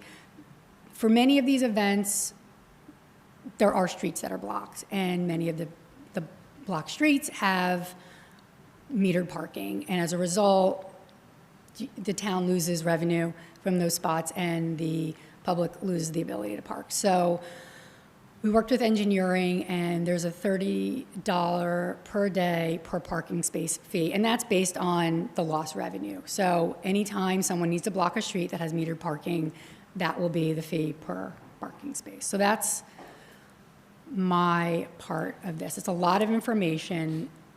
I apologize. So it's not as, it's more detailed maybe than. Okay. So anyway. All right, great. Let's start with Leighton. Yeah, thanks. Something that stood out to me, you said that the cap of public entity was 100, and that a spontaneous event could take place anywhere. I Totally. think that's a problem. Because like that, so 99 people could have a protest on Spruce Street in front of somebody's house in the middle of the block. Well, Is that's okay? Well, that's one of the questions, is what that trigger will be for the event. So this is what we're trying to avoid, and it's really a question that we'd like to talk to you about. So I'm just using Heinz Plaza as an example. So if 10 people want to get together, and they want to regularly get together and have lunch, that's still an organized event taking place in a public space. We don't want that group to have to get a permit. So then we're trying to figure out at what point a group does need a permit for Heinz Plaza. So that's one of the questions. And in a lot of municipalities, they use a number of attendees as a trigger. So, but I understand your point exactly. It's tough to. Yeah, I just think we need, like, spontaneous, anything that happens spontaneous happens, it's organic. Right. But people normally move somewhere to do something, and I think that spontaneous anywhere, we should have that be in some public-facing situation, I mean, not just, anywhere is anywhere, and that's problematic, I think. Well, we can absolutely, you can define areas, you can. You don't have to say anywhere. You can, there are cases where they. You specifically stated that it would not be allowed to occur in a street. Right. For example, any street, you would not be able to have a spontaneous event. Right, so to help answer Leighton's question, I think the intent is that somewhere in this ordinance, if you're going to have a spontaneous event within 48 hours of some trigger, there will be a list of here's where you can go and have a spontaneous event. We could do that, absolutely. Right now, we don't, but that is absolutely permissible. You can identify parks and areas because as long as you provide alternative locations for people and enough of them and ample means of communication, then you're satisfying the First Amendment. So I would say that's a great idea. Right now, we don't really have that, but I would say you want to restrict streets. You don't want to enable people to just block your streets. That just doesn't, especially when you have so many areas in the municipality where things can take place.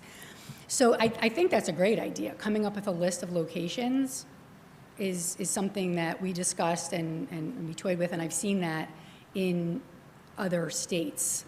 Yeah, I would think you'd either have to have a list of here's places you could have this spontaneous event, or you can have a spontaneous event, but you can't block a road, you can't block a street. By the time you say all that, I think everybody's got to go to, okay, where can I go? So I think you're almost forced to have a list of some type. David? Wait, David, I'm sorry, 1 second. Leighton, did you? Thank you for the explanation. Okay, Yeah. sorry. Just to continue along this line, I think the other important question is how do spontaneous events intersect with permitted events, right? Because Palmer Square is a municipal property. It's one of the few, along with Heinz Plaza and Tiger Park, where a spontaneous event might want to happen, but it's very heavily programmed. So how, especially from the First Amendment perspective, Lisa, how do we restrict spontaneous events that are in conflict with planned events? That's a really good question, too. So I guess, in some instances, if you're having an event and you anticipate that it may generate some opposition, then that may be something to consider as part of the event, like that there might be counter protests if you're having. I think, though, what we could do in the ordinance is simply say, all right, again, there's some trigger event. Right. You contact the clerk's office and say, hey, I'm pulling together a bunch of people because, the U.S. just won the first gold hockey medal, 20, 25 years ago, whatever it was, and we wanted to have an event for that. But you call the clerk's office and say, I'm thinking of doing this, and I'm thinking of going to such and such a place. And the clerk's office could look at the list and say, well, here's everything that's already happening, and 3 of the 6 allowed places already have events, so your list is now 3 places. There's going to be I don't think there's any perfect solution to the question, but we should have some process that tries to direct people. So if I've paid for a permit and I'm paying for police and public works and whatever, I don't know that I want another few hundred people showing up and stepping all over my event. So we should try to do something that hopefully in most cases will push people to a different location. And most times, I don't know for sure, but it's my understanding that a lot of those types of events, they will contact the clerk's office as a courtesy in advance anyway. So in those instances, if something's taking place in Tiger Park, well, maybe then the police can help direct whoever the protesters just to a slightly different area, but not too far away, maybe on a sidewalk, but then ensure that there's still public safety and there's the ability for pedestrians to cross. Well, I think we're going to have to, well, again, we're not going to solve it tonight, but I think it's going to have to be better defined. So Palmer Square Management was here last meeting, and we approved a list of things for bands to be playing on the green.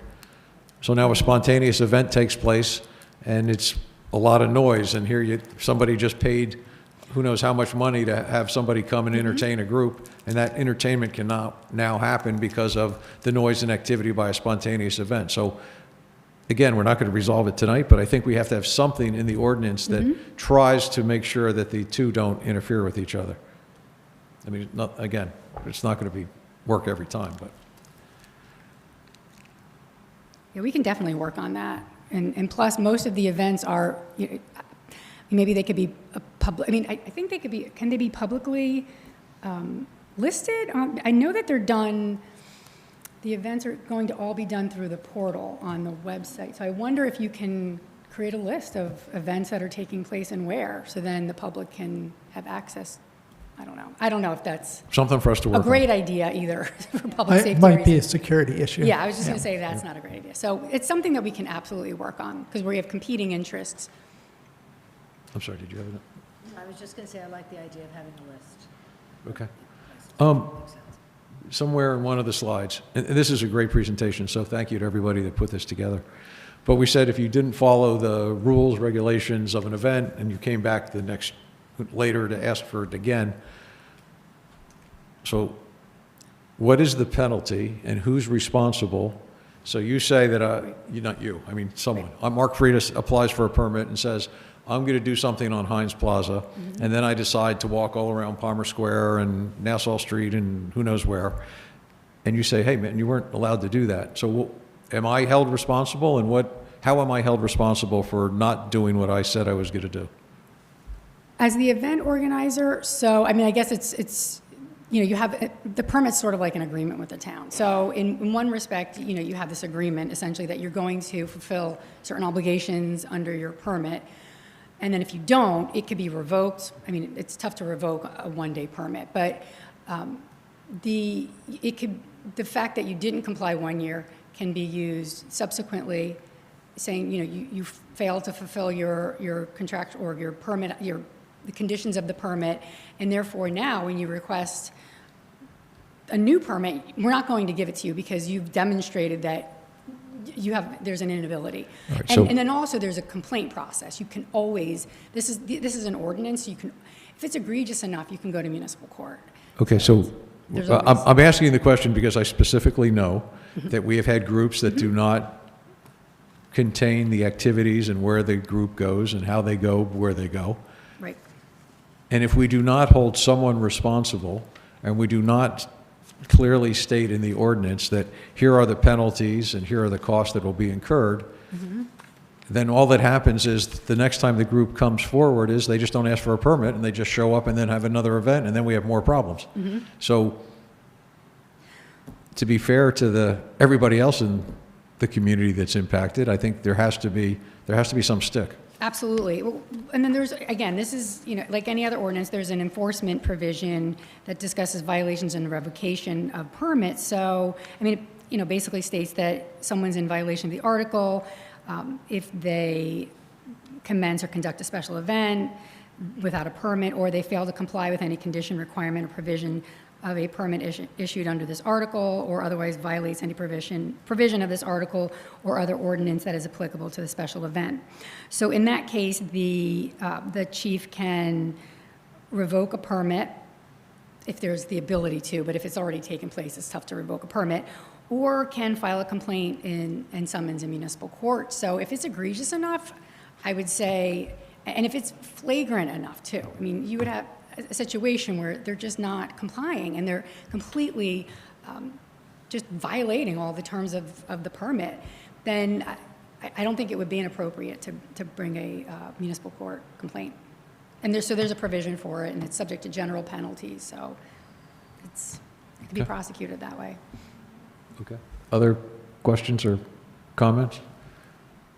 So what is the going forward now? So there's some comments, some questions from tonight. So the group working on this, I guess we'll chit-chat about that, and some point in the near future, this will come back again? Yeah, I mean, what do you think? Are you looking for it to come back as a work session or an ordinance introduction? Well, I don't know that we need to do another work session, as long as there is some written something that says, hey, council and public, here were the questions, and that it's available in agendas or whatever on a website, I don't care where, but in enough time ahead of time that everybody can look at, here's how we assume we're going to address all the questions or comments. And then if anybody has a question, we can just reply back to whoever issued that document and go back and forth. But then when there's an actual ordinance public hearing, hopefully all that stuff will have been ironed out, but if not, then we know what to expect at the public hearing. Right? I mean, whether this gets passed a month from now or 3 months from now, 10 years from now, nobody's going to remember which one it was, so it won't be that much. I'm sorry, did you have your hand up? Go ahead. Okay, she doesn't have her hand up. No, I do have my hand up, but I'm deferring to my colleague, and I will then supplement what she's saying. Okay, that's fine. I was just going to say, well, I mean, hopefully we can move this sooner rather than later, because we have 250th coming up, we have watch parties, we have some things, in the works that community partners want to do. So hopefully it's not going to be 3 years from now or 3 months from now, but so I do bring forward your questions, and we'll try and hammer it out, because I think it's a really good basis, and thank you, Lisa. Well, I would hope that anybody that has a question would ask it now. This would be the great time. I don't know if there's going to be any other questions or comments, unless somebody that had their hand up then didn't, but does now. It's a comment. Okay. I feel like we have been working on this special events ordinance for years and years and years. And it would actually be nice to have a lawful special event that is governed by an adopted ordinance. Maybe it's just a pipe dream, but I think that, Lisa, thank you for your work. Deanna, Michelle, thank you for spearheading this. I think we are very close to the finish line, and my concern is that we have these work sessions, and then somehow with everything that is on everyone's plate, it gets lost in the shuffle, and we everyone forgets what the main comments were. So hopefully whoever was taking close notes tonight could put them into some sort of form to determine what, Lisa, what you have to deal with, if there's, things that need to be tracked down in terms of strong feelings among council members. I'm willing as chair of INO to create that as a central point. If anyone else wants to volunteer, I'm not going to argue with them, but for the time being, let's do that. Bring everything to Deanna to, while it's still fresh in our mind, to an upcoming INO meeting, and try to just hammer this out. I think we're going to need another work session. I do. I think there's just a lot of details here, but I would hope that would be the final work session. And since spring is imminent, which means lots of special events, possibly with beverages, I think we should really try to expedite this. So that's my more than 2 cents. Yeah, and obviously our minutes will list all our comments and questions. Come on up to the microphone. Just state your name, if you live in Princeton or wherever, and yeah, blah, I do. blah, blah. Seth Melman, 113 Adams Drive. I just want to make a comment about events, community events in general in Princeton. It's not directed at the council. I've actually been trying to reach out to Experience Princeton, so I'm glad Robin's here tonight, because I'm going to flag her down before she leaves.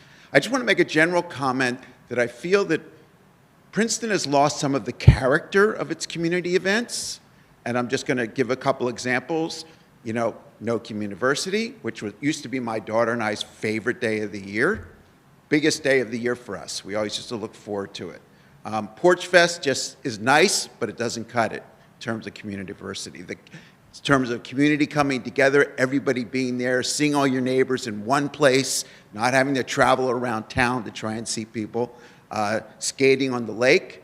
The one that really got to me this week, or 2 weeks ago, was there was no pie contest. There was nobody reciting the pie numbers. What happened? Okay, so I'm just throwing it out to the group, and I'll talk to Robin later. I'm interested. I'm willing to volunteer on all of these fronts. I've reached out to Brian about a little bit about this. So I just wanted to throw it out to the council that I think we've lost something in this town, and I'd love to bring some of that back, and I'm happy to work on it. Thank you. Thank you very much. Seth, I think we need to bring back the hospital fet. All right, any other comments on the special events? Okay, cool. Lisa, thank you very much.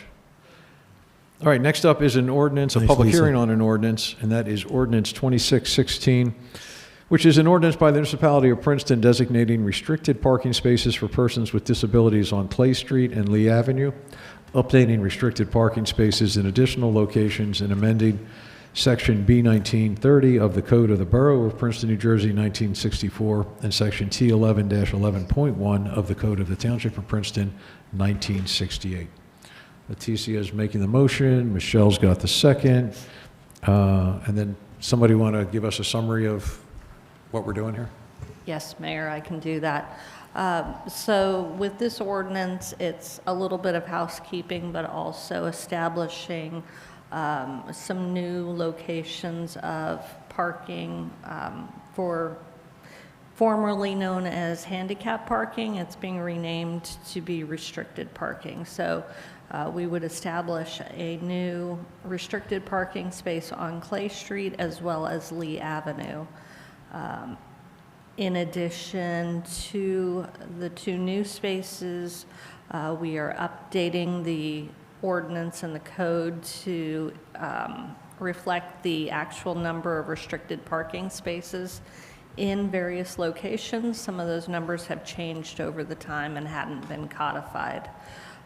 That includes Monument Hall parking lot, Spring Street, Municipal Garage, and this municipal complex as well.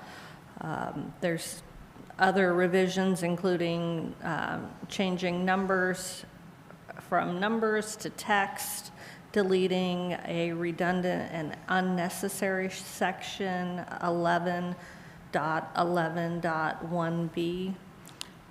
There's also a name change where the ordinance had previously stated Witherspoon Alley, which is now commonly known as Tulane Yard.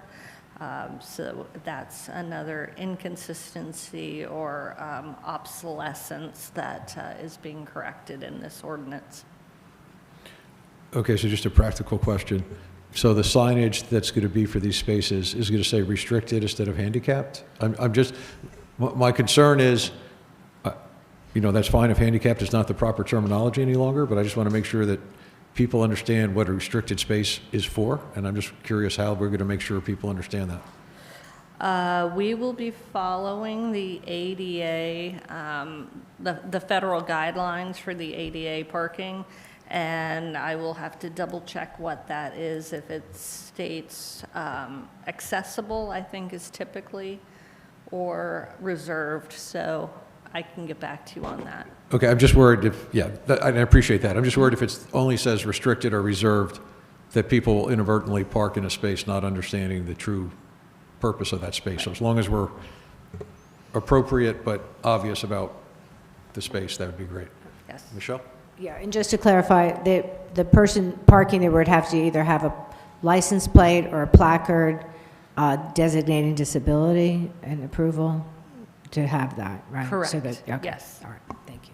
And these are not reserved parking spaces for one individual. So while they're on a public street, anybody can use those spaces. Okay. I'm sorry, Leighton? Yeah, Mayor, I just wanted to note that, all of the restricted signage is symbolic. It's, has the universal symbol of lack of mobility, if you will. So it would be hard for somebody not to realize it's not a parking place if you don't have any problems walking or getting around. Yeah, no, good. Yeah, I just want to be sure, because we don't want to inconvenience somebody that has a right to that spot. David? Yeah, I still don't feel we have an answer to that question, actually. Is the symbol a stylized person in a wheelchair?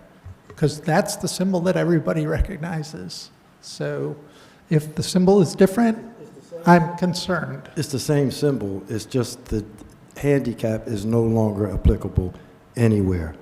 That is just not any longer usable. But the symbol is still the same. Stay tuned, Leighton, because it'll probably become politically incorrect to have a stylized wheelchair a few years from now. And then I don't know what we'll do, but I guess we're okay for now. Okay, for figuring out what symbol will be there, our engineer has said that she will figure that out for us. Yes. I'm sorry, I have a quick question. So does this parking not restrict, well, there's restricted or however it's characterized, would it also allow for overnight parking, or is it just for allowable during daytime parking? I will have to get back to you on that. Okay. There's overnight parking on that part of Lee Avenue. Correct. So if they have a permit to park overnight, as well as a placard for the accessible parking, then they would be able to use that space. Thank you. Other questions or comments? Up here? No? Anybody in the room have a question or comment on this? All right. Anybody on Zoom have a question or comment on this? Oh, I'm sorry. I have a question. Felicia Spitz. For streets where there aren't currently any spots marked, how do you delineate a restricted spot? It will be striped with the blue lines. That's how it would be So just the one gets correct. striped? Okay. Yes. Okay. Any other questions or comments from anybody on Zoom or in the room? All right, we'll close the public hearing. Can we have a roll call vote, please? Mr. McDonald? Yes. Mr. Cohen? Yes. Ms. Perrin-Lambros? Yes. Ms. Sachs? Yes. Ms. Fraga? Yes. Mr. Newland? Yes, and thanks to staff. Okay, thanks. Next, we have an ordinance introduction, ordinance 26-17, an ordinance by the municipality of Princeton to exceed the municipal budget appropriation limits and to establish a cap bank, NJSA 40A 4-45.14. The public hearing will be April 27th, 2026. Would someone move that? Thank you, Brian. Is there a second? Thank you, Michelle. Could we have a roll call vote, please? Mr. McDonald? Yes. Mr. Cohen? Yes. Ms. Perone-Lambros? Yes. Ms. Sachs? Yes. Ms. Fraga? Yes. Mr. Newland? Yes. Thank you. Next up is Resolution 26097, Resolution of the Mayor and Council of Princeton authorizing compliance with the United States Equal Employment Opportunity Commission's enforcement guidance on the consideration of arrest and conviction records in employment decisions under Title VIII of the Civil Rights Act of 1964. David has the motion. Leticia's got the second. And does somebody want to explain what and why? This is part of the budget process. It's a resolution that we do every year, and it's just identifying that our hiring practices are in accordance with Title VII of the Civil Rights Act. Thank you, Sandy. It's always important that we just make sure that everybody in the room has some idea of what we're doing and why we're doing it. David. So can I ask, in contrast to the budget itself, when we will vote on this resolution and then pass it tonight, or does this have to be with a public hearing and a future vote along with the budget? No, this is just a resolution that you approve just tonight upon the budget introduction. Thanks. Other questions, comments? Leighton. Yeah, I just want to just share some information, just what's with the public, and in general, just say a few things. This is part of the budget, and a lot of times I think we kind of just approve stuff and not really look at it. But I really want to take a look at this. Is really talking about people who have been disenfranchised, who have been locked up in the New Jersey Department of Corrections. Since we're here in Princeton, and may have some gun charges. And we have a CARES committee, and we passed the Equity Toolkit resolution. So not for tonight, but I want to be very intentional about this, and it's a good thing that I'm on the Personnel Committee, because I want to walk through how our hiring practices are being evaluated using our Racial Equity Toolkit to ensure we're not just compliant, but actually removing barriers for those historically impacted by the justice system. And I'm going to want to know what specific steps that we are taking to ensure our use of criminal background checks doesn't unintentionally reinforce racial disparities. And how is that being measured through our Racial Equity Toolkit? So I just want my colleagues and the public and the staff to know that that's the direction I would like to head into, and I hope and I'm sure that Letitia and our Personnel Committee are in agreement with that. So thank you. Thanks, Leighton. All right, Can I any other comment comments on on that? this? Mayor, can I comment on that real quick? Yeah, please. So when we make job offers, we don't have the benefit of a criminal background. We can't. It's not part of the application process. Once we make them a job offer, it's contingent on two things, a criminal background check and a physical. They must pass both before we will actually hire them and they'll start their job. Since I've been here, we've probably had 10 cases where something came back in the criminal background check. We discuss it with the police, and I will tell you, in every one of those cases, I've brought the person in, sat down with them, and I tell them, you don't have to tell me anything about this, but if you don't, you're not going to get hired. But please, explain to me what happened, and we've walked through it, and we've probably hired 5 or 6 of the 10 that I've met with. Maybe they were 18 and they had a drunk driving, now they're 35. There was a couple we just couldn't get past because of the nature of the underlying offense, and it would have been very inappropriate to hire them in the positions that would have affected that. So we do meet with every one of those individuals, and we give them due consideration of their past criminal history. Okay, thank you. Anything else on this? Thanks, Bernie. All right, all in favor, please say aye. Aye. Next up is Resolution 26098, Resolution of the Mayor and Council of Princeton, introduction of the municipal budget for 2026. Adoption of the budget is scheduled for April 27th, 2026. Would someone like to move that? Thank you, Brian. Is there a second? Thank you, Michelle. Brian is head of the Finance Committee. Did you have Do you or Sandy have anything that you wanted to point out, or? Yeah, I'll make a few comments and then hand it off to Sandy. And then we get to the end of her short presentation. I may add a few remarks and invite my fellow Finance Committee members, Michelle and David, to make comments, and obviously invite discussion from everybody else up here. First, I want to just thank Sandy. This, I believe, is her 26th budget introduction since she joined the borough in 2000. And it also is her last one. I think it's, we'll have more to say about that in months to come, but I just wanted to express enormous gratitude to Sandy. She has been one of the hardest workers for 26 years, and this budget was a very, very difficult one. It required a lot of hard work, including a lot of hard work over the weekend. So thank you, Sandy. This is the introduction tonight. As is typical, there may be some adjustments before the adoption on April 27th. And I also want to note that for those of you who were with us during our goal-setting session, I guess 2 weeks ago, one of our goals for the year is to attempt to shift the budget process from March to the fall, when a lot of the departments are doing their planning and submitting preliminary budgets. And if we can have many of the conversations in the fall, we'll have a little more time. I think there'll be opportunities to do more of the work in public. And then in January, we can introduce the budget, which is the earliest permitted by law, and then adopt it in February, which is also the earliest permitted by law. About this year, it was a very challenging year, perhaps the most challenging since consolidation.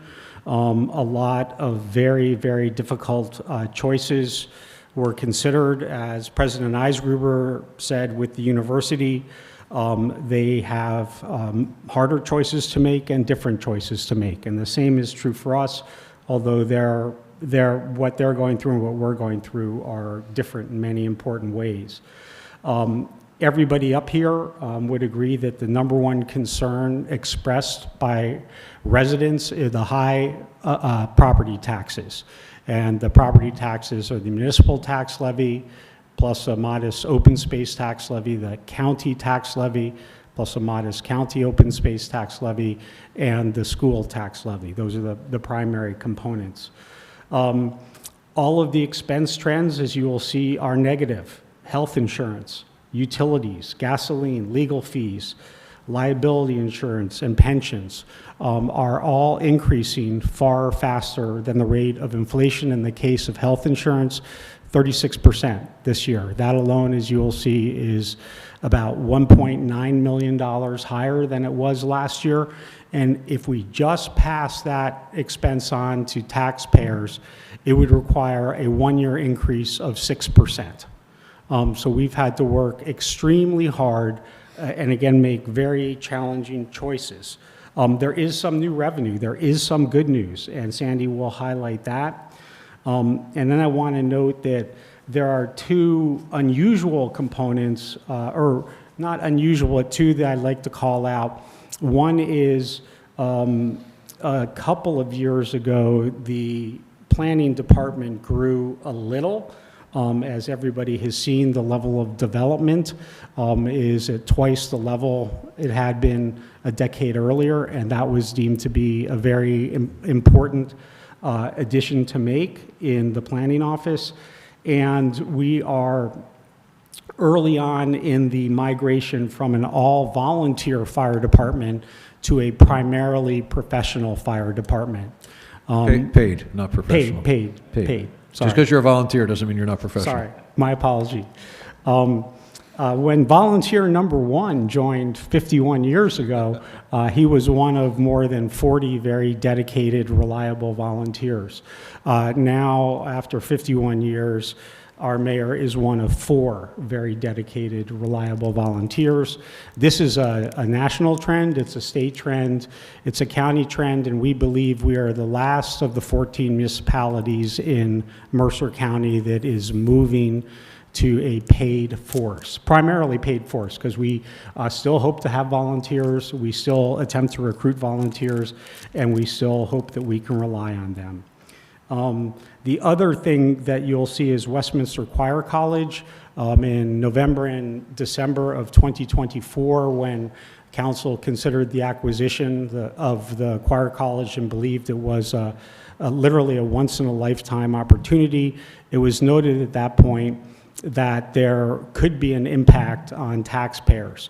To date, it has been modest because we've been able to move things around, but there are real pressures on the operating budget from both the interest costs and the operating costs associated with it. And the 3 members of the Affordable Housing Plan and Redevelopment Committee have been working very hard for very long. And now that they have a reprieve from affordable housing, I think are meeting once or twice a week to really try to find not maybe a single path, but several paths forward that will allow us to make maximum best use of that 23 acres and to do it in as a way that is financially responsible as possible and is unlikely to have, that will have perhaps some burden on taxpayers, but not the full burden that was contemplated in 2024. I want to thank Mark, Bernie, and Sandy. The 3 of them and I met with more than 20 departments and reviewed every line of every budget and every individual capital request for the next 5 years. I've seen a lot of spreadsheets and been through a lot of budgets, and together we spent many hundreds of hours working on this. Michelle and David get credit for their time. I would like to say that as somebody who considers himself something of a budget expert, that I saw lots of opportunities to cut things and that there was some fluff. There were neither. It is a very lean, well-constructed budget, and the department heads all do their jobs around this very well. They take it very seriously, and they understand the challenges we have, that despite being a growing community, we may not be able to grow our services at the same rate the community is growing. So I will pause there and hand it off to Sandy. Thank you, Brian. I have to agree with you. This budget this year has been one of the hardest that we've had to put together. There was a lot of back and forth, a lot of, I think Finance Committee's meeting every weekend or every 2 weeks. Brian and I spent some quality time going through the budget on Saturday to kind of firm up numbers. So let me apologize. What is in your packet is slightly different than what I'm going to present tonight, and I'll go through what those changes are. So just a quick overview. The budget is up about almost 7% to the tune of $5.4 million. A lot of that is made up of the salaries. You can see from the slide here, we've added additional firefighters. It includes cost of living increases for both non-contractual and all 3 of our bargaining unions. They all have settled contracts. And we have an overlap of a zoning officer who is going to retire in a couple of months. On the other expense budget, there are all the things that Brian already hit on. It's the same things we see year after year. Pensions, Stony Brook, insurances. We never expected the group insurance to go up 36%, given where it's been, the increases that we've seen the last couple of years. And of course, the cost to maintain the Westminster campus. It's a big property and it doesn't come cheaply, but we're dealing with that in terms of this budget. So again, just kind of laying out what the numbers are. The 2025 budget was a little over $79 million. This one comes in just shy of $85 million. So some of the revenue increases, we ended the year with our surplus in a really good spot, and we've had a lot of conversations over whether that's sustainable or not. I think that it is. I think that we're in really great shape. So we've anticipated additional surplus. Fund balance, the words are interchangeable, We're bringing over $300,000 additional from the parking utility. We've held that number steady for a couple of years, and parking is self-sufficient, so we're able to bring in additional revenues there. We have additional money from sewer. We've increased rates based on what our expectation is of the infrastructure repairs that are going to be done there. We have additional money from the university. We have 2 new pilot agreements that are coming on board for this year.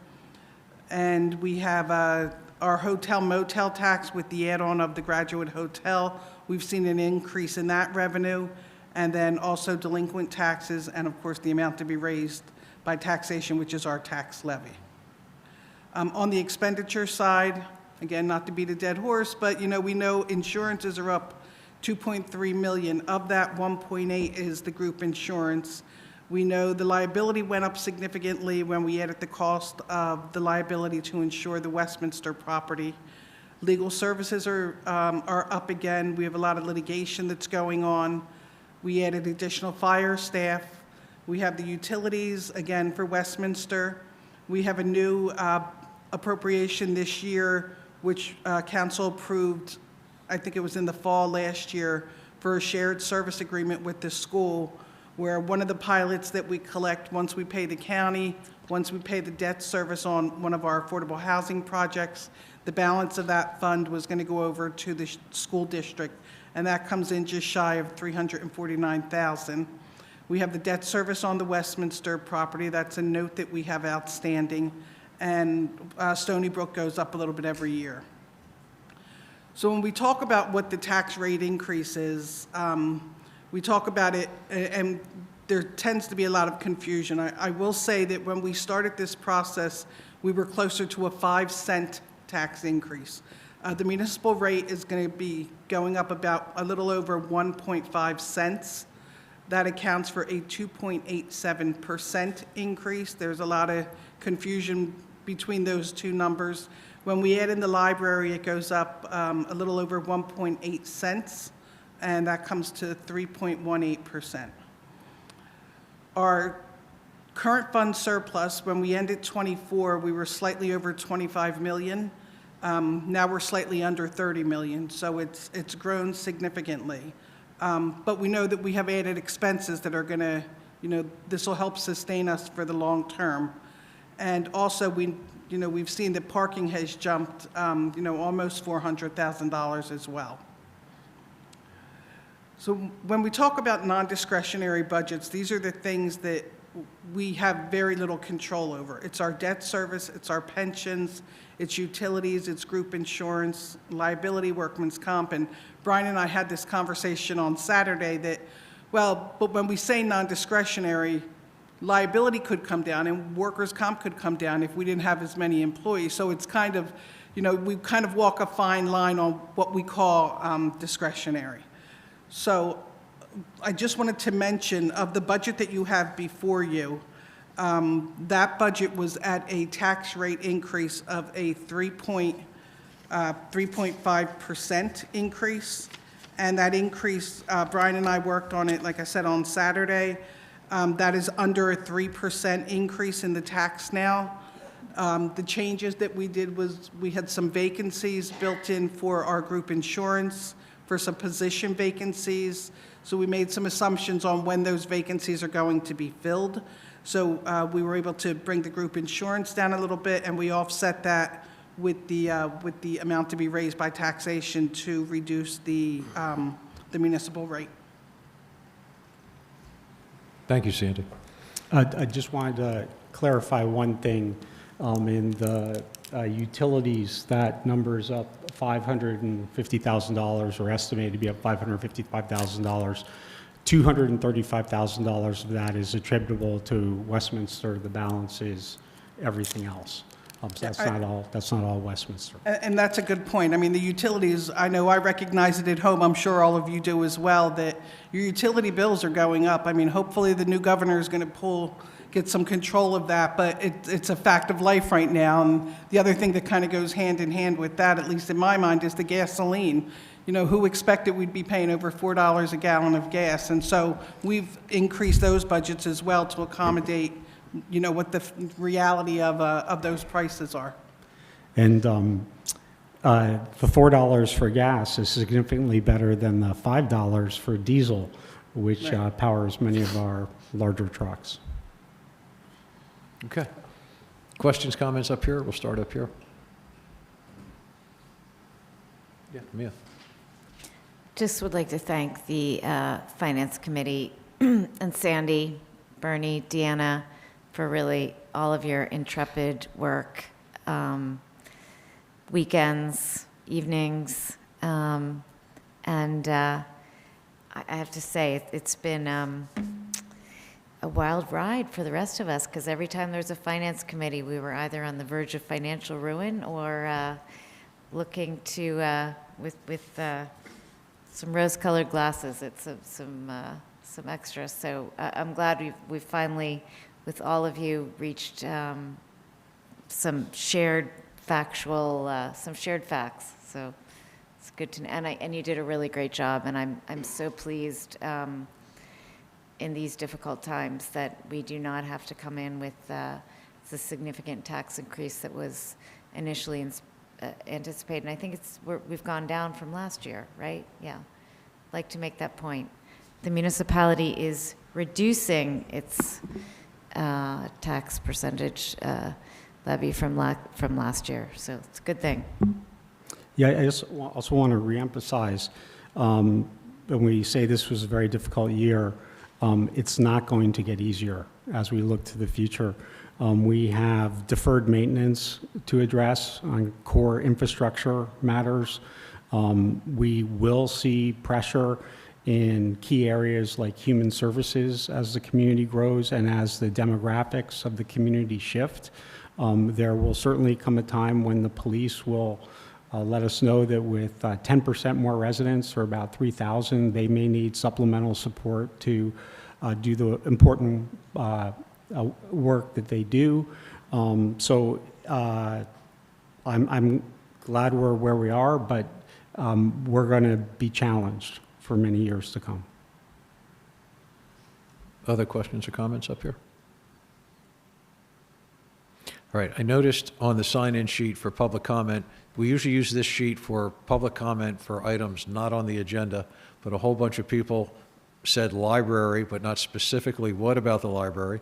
But if it is about the library and the library budget, this would be probably the appropriate time for people to come up, just state your name, say whether you live in Princeton or not, and then a magic timer should go on behind me,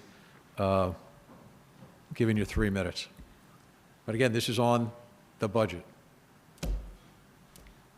The library budget. Well, actually, it's the for whole any, budget. any item on the budget, but I Okay. specifically noticed all the people that said library, so in case this is why they were here. Okay. Felicia Spitz, 5 Hazlitt Avenue. I do live in town.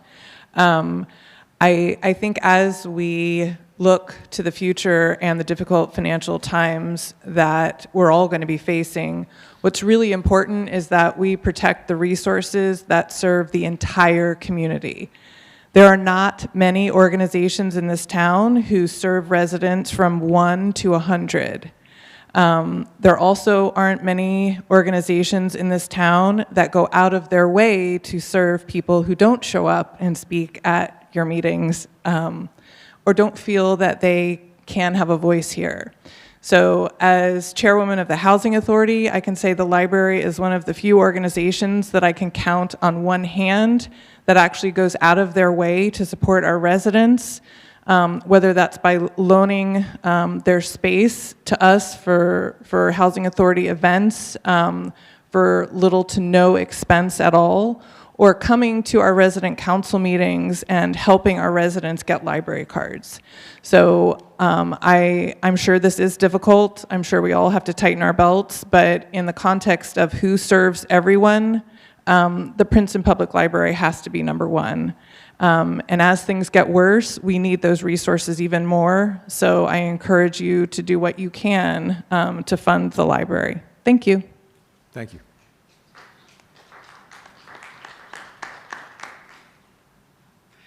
My name is Karen Johnson, and I live in Plainsboro. I live in Princeton Landing. and I'm a member of the Princeton Public Library because I joined. I see the Princeton Public Library as a draw for me because of the library. I'm sure I'm not the only one. I spend more money and time in Princeton for wonderful restaurants or for buying gifts and food and, of course, the art museum. I think that the Princeton Public Library is an absolute jewel. It's won many awards, and for good reason. It has a diverse and dedicated staff. It represents lots of communities, and it serves all of them with fairness and equality. So I hope that you will give great financial support to the Princeton Public Library. Thank you. Thank you. Hi, I'm not as eloquent as those other speakers. I've written down my comments. I'm Stephanie Oster. I am a trustee of the library. I'm here to talk about the budget and to echo Felicia's comments about how the library serves everyone in the community. There really are no other places in this town. It is, as far as the municipal service goes, it is relevant and universal. Everyone can find something for themselves at the library, whether it's a service, a workshop, an author talk, the books, the video games, the magazines, newspapers. Our neighbors find community in the groups that the library organizes, knitting groups, book clubs, English language learning, story times for children, the Teen Advisory Board. These all offer such wonderful, rich service to the community. The library fosters a lifelong love of learning and reading, and these are critically needed today in our society. From my position on the board, I can say that the library staff does everything it can every day to make sure that not a single cent is wasted, whether that's from the municipal contribution, which is very generous, and we thank you for your continued support. The municipal contribution only makes up for 75% of the budget, and the other 25% from our generous donors. And so this is to make sure that the library remains open 7 days a week for our community. It is to help navigate the unfair pricing for libraries set by the publishing industry for ebooks and other digital resources, and that can be a conversation for another day because there's a lot there. And then as you all are facing, we have also the similar rising healthcare costs for our staff. In addition to its main purpose, it also helps serve some municipal functions as a warming center in the winter and a cooling center in summer. And it really is a de facto welcome center for town based on where it is in the center of town. So again, thank you so much for your many years of supporting our library and giving so generously of the budget to the library. We hope that you will continue that support this year. PPL is such a vital part of civic life here in Princeton, and we really want to very much continue our level of service to our community. So thank you. Thank you. Hi, I'm Holly Barretto, 48 Mercer. I'm also on the Board of Trustees at the library, and I wanted to thank you for the hard work you've put towards the budget. I know it's a challenging time for everyone. I specifically wanted to draw your attention to some really important numbers about how the library affects the children of our town. In 2025, the library counted over 220,000 checkouts of children's and teen books. And that's just the physical books. It's not any digital checkouts for children. In addition, almost 900 in-person library programs were offered for youth with over 32,000 people in attendance at those programs. Again, that's just in-person programming. These numbers also do not take into account the number of children and teens simply enjoying the library's community spaces on a daily basis when out of school. These numbers are so important. They show that we provide a safe place with adult supervision for our children to congregate. They mean literacy development. They mean increased language and social skills for babies and toddlers attending the story times at the library. Also, all of this is available to every single child in Princeton without having to pay. These programs and services that our children and youth rely on are possible due to the hard work and dedication of our incredible library staff, and their work is possible with the partnership of funding between our municipal budget and our private donors. I am so grateful to live in a town that has so generously funded our library for many, many years. And I know the increasing budget constraints you're facing, as we are facing them as well. And that's why the Library Board of Trustees decided earlier this year, we made the difficult decision to start addressing budget concerns and close the library an hour earlier every day, in addition to implementing other budget reduction measures. The work I detailed earlier that our library does on behalf of our youngest residents, it's some of the most important work that we do in Princeton. And the numbers that I detailed earlier clearly show that the library services for children are highly valued and highly utilized by the families of Princeton. I ask that you please consider fully funding the library's budget request for this year so we can continue our record of excellent public service for everyone. Thank you. Thank you.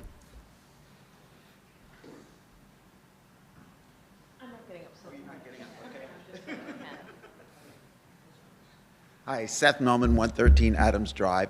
I'm not on any committee. I just love the library. And Kim knows that because she sees me at half the events that go on there. And I just think it's the most incredible place, and one of the most incredible places besides the Art Museum and a few other things that are in Princeton. And I happened to mentor Vihan, who did your video. So Vihan and they did a development video that was done, and I mentored the young student who made that video. We were sitting in my studio going through the numbers that he had, sort of typed into the video, and the numbers are incredible. Just the numbers, the numbers of people and students and books, and so anyway, it's an incredible place. And so whatever we can do to keep it going, the best we can, because when I saw that it was closing an hour early, I was shocked.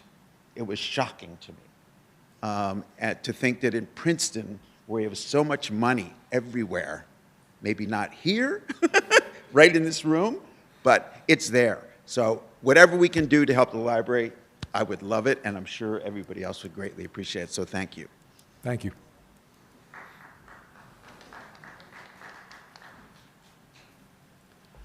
I'm Helen Heinz. I live at 16 Greenview Avenue in Princeton. I've been a volunteer at the library for 14 years now, and it's not just me. There are hundreds of people that volunteer at the library and give thousands of hours every year.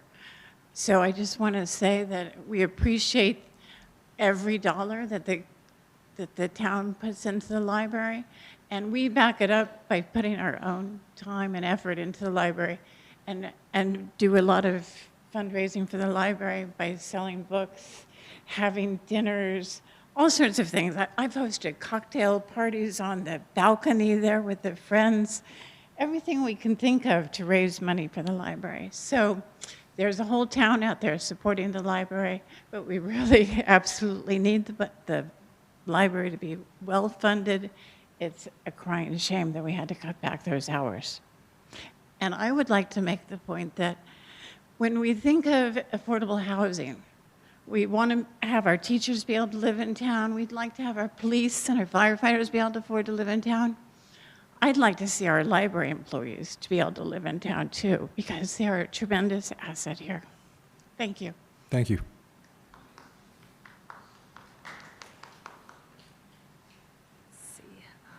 Oops. Good evening. Mayor, council members, my name is Şebnem Tüzün. I am also a resident of Princeton, 200 Laurel Circle, and also a member of the Board of Trustees with Princeton Public Library. I am here to speak on behalf of the Public Library. I strongly support the approval of the Princeton Public Library budget. Since relocating from New York City 10 years ago, the library has been a cornerstone for my family and our 3 children. It's been a safe haven, a true community center, and a place we deeply cherish.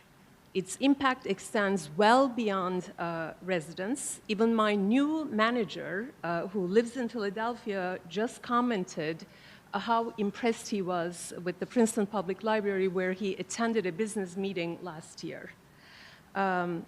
Princeton Public Library is truly our pride and joy, made exceptional by its outstanding programs and devoted staff, and it deserves our continued investment. So thank you for many years of supporting the library. Again, please consider fully funding the budget request for this year as well.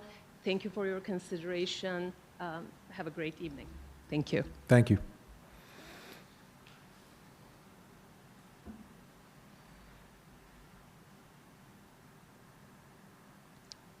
Good evening. So, Chris Van Buren, President, Board of Trustees, Princeton Public Library. A couple of decades living on Hun Road. On the subject of institutions, and I was really not anticipating referencing President Eisgruber, but I will. I thought he was very eloquent about the role that his institution plays in the community and also in the world at large.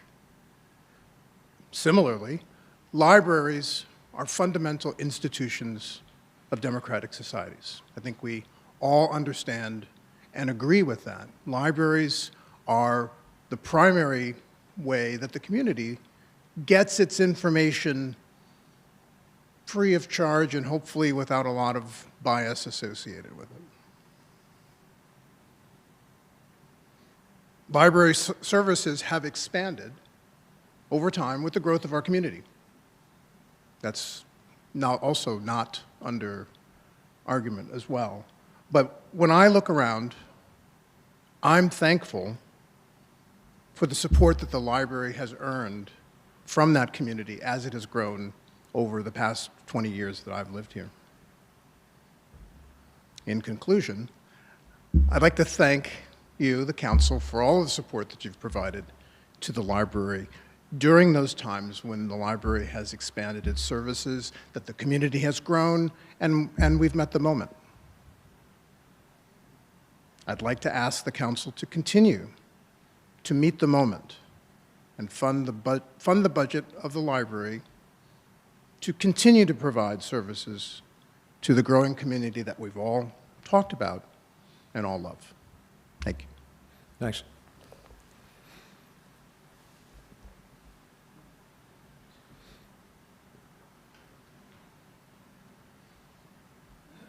Good evening. I'm Scott Sillers from Patton Avenue in Princeton.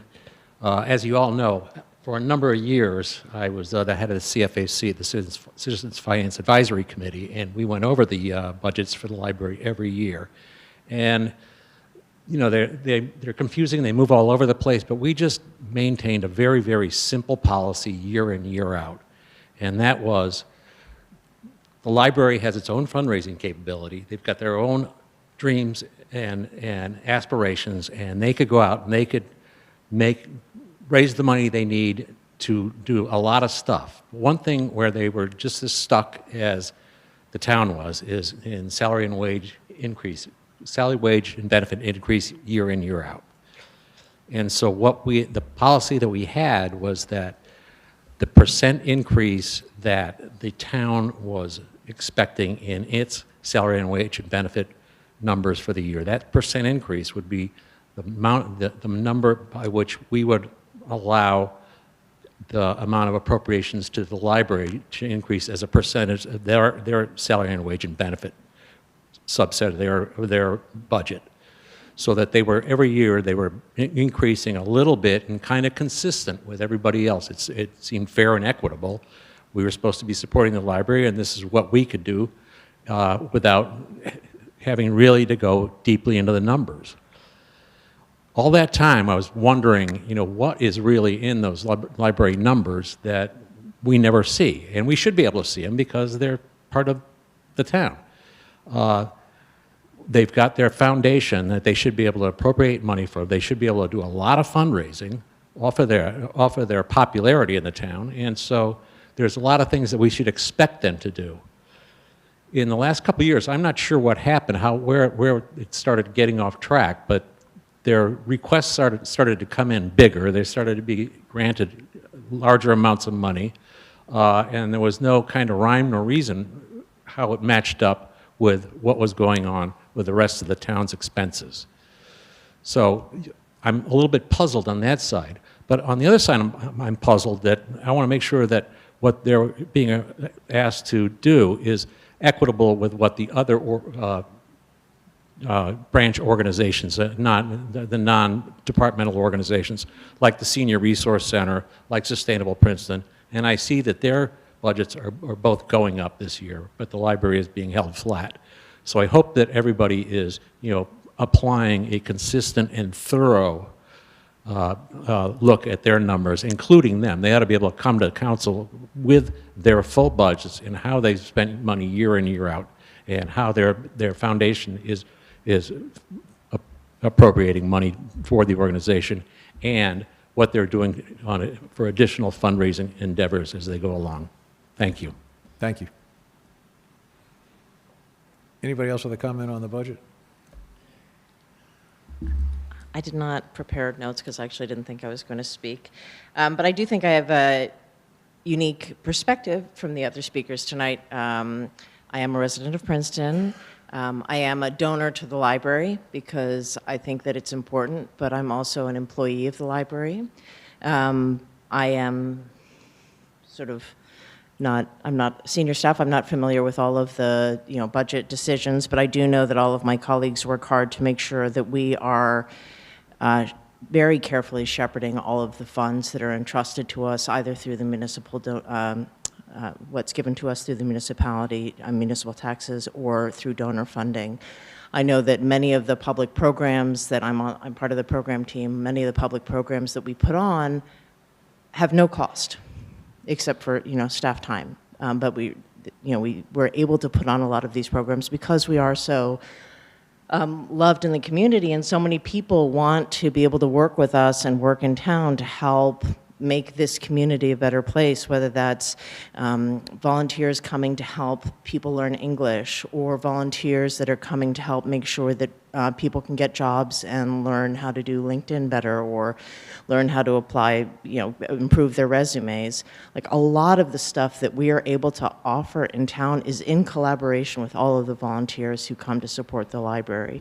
That's learning English, financial literacy, all kinds of things. I wish I'd sort of taken the time to write it all out.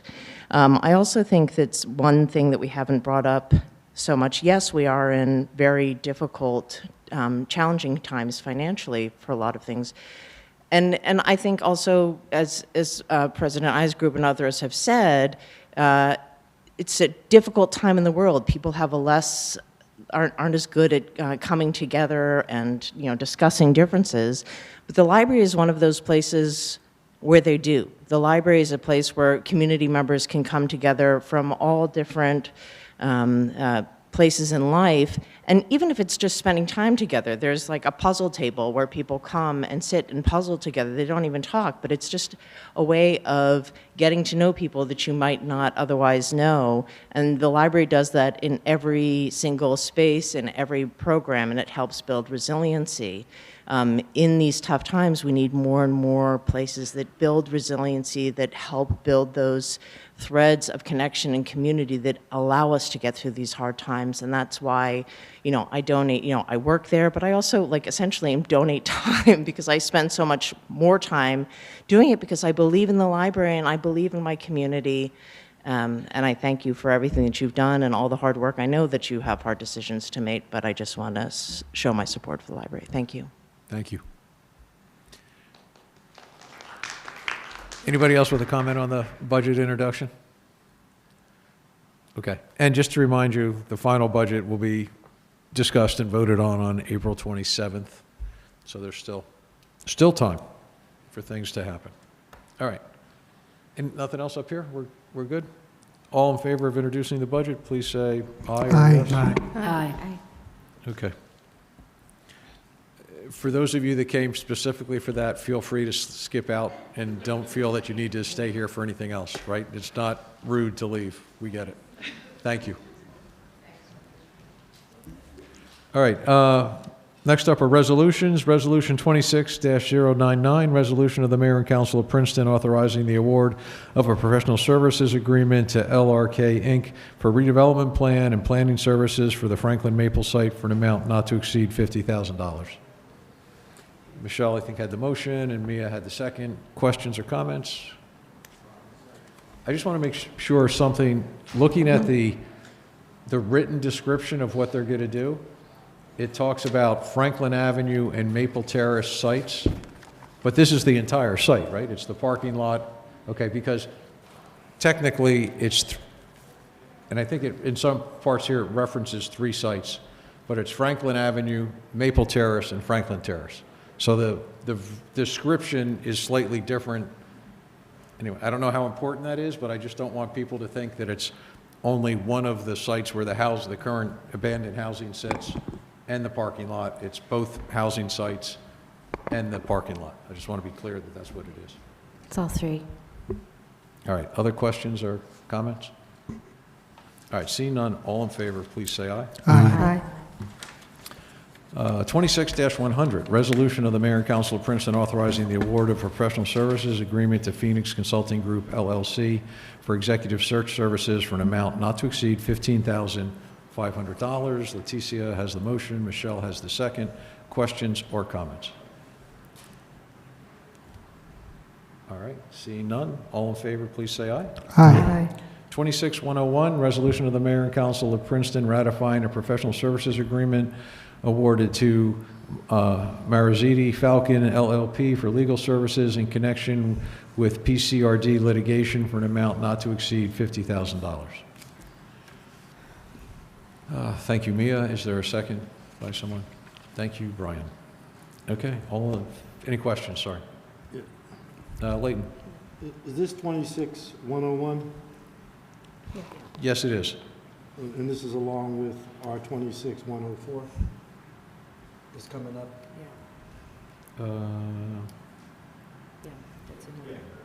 I'll wait for it. Councilman Newland, my apologies. They're for 2 separate litigation matters from the same group. Right, so the one would be litigation concerning the town and the other would be litigation concerning the master plan? This one is to represent the planning board in the litigation for the seminary redevelopment plan, whereas 104 will be for the planning board in the litigation concerning the 2023 Princeton master plan. Right, okay. Okay, well, yeah, I'll talk now. Say pretty much it's the same thing. But on 50K in particular, and you've probably heard me say this before, but let me be clear. When privilege, and I got in trouble for this, and the plantation mentality dress themselves up as legitimate concerns, and those concerns result in costly litigation against the very idea of inclusion, we as a municipality have a responsibility to do more than just defend ourselves. We should be asking, and we are, our legal representatives, and we do, and we will, to aggressively and compassionately pursue every available avenue to recover taxpayer dollars spent responding to what too often amounts to obstruction dressed as civil engagement. If there are consequences tied to this kind of activity, perhaps it will serve as a deterrent, because the cost of exclusion should not be borne by the very people and community being kept out. This is some bullshit. And we are tired of dealing with frivolous lawsuits. And we just want the public to know that we're going to ask our defense attorneys to go get our damn money back because, as I said, this is bullshit. Thank you. Okay, thanks, Leighton. Any other questions or comments on this one? Michelle. Just one comment to this is I would like at some point Bernie, if we could find out, what is the cumulative amount of money that we've spent on these lawsuits? We've got a tight budget, and it would be good to know, and we have legal fees, obviously, that have gone up, so I would like to know that. I'm sure we all would. Thank you. And I just want to say it's not just, unfortunately, the legal fees. That is really a small fraction of it. It is an extraordinary amount of staff time, Oprah requests, discovery, frivolous requests that involve an extraordinary amount of time by all of our staff and takes time away from other critical municipal priorities. You would have to look at what the salary is and extrapolate it out on an hourly basis. But some of our new employees have just been flooded with what basically amounts to a small number of people in one neighborhood, and it has the staff have borne a lot of this, and there's also elected official time, which is not you can't. We haven't quantified that. You can't calculate that but it's time away from priorities that are urgent in the rest of the community. So, the legal time is just a small, that's very significant, but a small part of this. Thank you, Mia. I agree. Other questions or comments? All in favor, please say aye. Aye. Resolution 26102, resolution of the Mayor and Council of Princeton authorizing the award of an extraordinary unspecifiable service contract with R&D Consulting, LLC, for information technology support in 2026 for an amount not to exceed $100,000.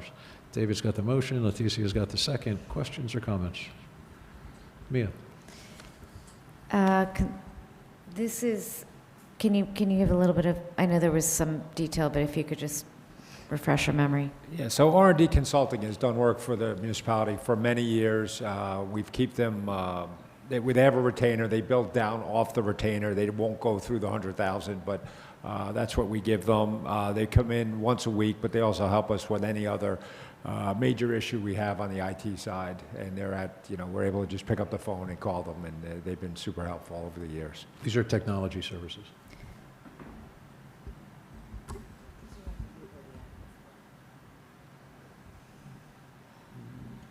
Well, this is a firm that we've used to back us up for many years, and they're providing a very good service for us. We would need to staff up IT considerably more if we did not have their services. Yes. Other questions or comments? All right, all in favor, please say aye. Aye. Resolution 26103, resolution of the Mayor and Council of Princeton authorizing the award of a professional services agreement to Muller and, I always say this one wrong, Bailey, PC, to provide legal services in connection with the review of development applications in 2026 to be paid exclusively by escrow funds for an amount not to exceed $105,000. Thank you, Mia. Is there a second? Thank you, Leighton. Questions or comments? All right, all in favor, please say aye. Aye. Resolution 26104, resolution of the Mayor and Council of Princeton authorizing the award of professional services agreement with Muller and Bailey, again, PC, for legal services in connection with the PCRD litigation for an amount not to exceed $30,000. Thank you, Mia. Is there a second? Thank you, Michelle. I think we've kind of discussed this, but any other questions or comments? All right, all in favor, please say aye. Aye. Resolution 26105, resolution of the Mayor and Council of Princeton authorizing the award of professional services agreement to Stormwater Management Consulting, LLC, for additional hydraulic and hydrologic and hydraulic analysis and operation and maintenance manual and emergency action plan updates for Lower Mountain Regional Detention Basin G and Smoyer Park dams for an amount not to exceed $76,728. David has the motion. Michelle has the second. Deanna, can you just comment on, I'm sure people are wondering, what the hell are we about to do here? Yes, I can.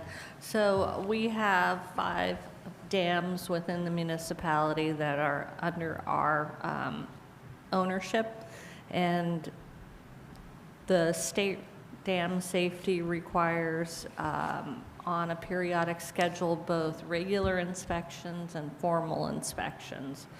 We are at the point where we need to do formal inspections of these dams. That includes looking at the as-built plans, doing site visits, calculating, as you mentioned, the hydrologic and hydraulic performance of those dams in light of the changes that the state has been making with rainfall estimates. So Joe Scupian and SWM Consulting will do that work, prepare an inspection report that is submitted to the state. Hopefully will not include recommendations for improvements, but that will be part of his charge. And also updating the operation and maintenance manuals and the emergency action plans. Thank you. Any other questions or comments on this one? All right, all in favor, please say aye. Aye. Resolution 26106, resolution of the Mayor and Council authorizing the award of a bid contract to CCM Contracting, Inc. for 2026 roadway resurfacing for an amount not to exceed $1,935,072.17. David's got the motion, Brian's got the second. Deanna, anything you want to highlight here for this one?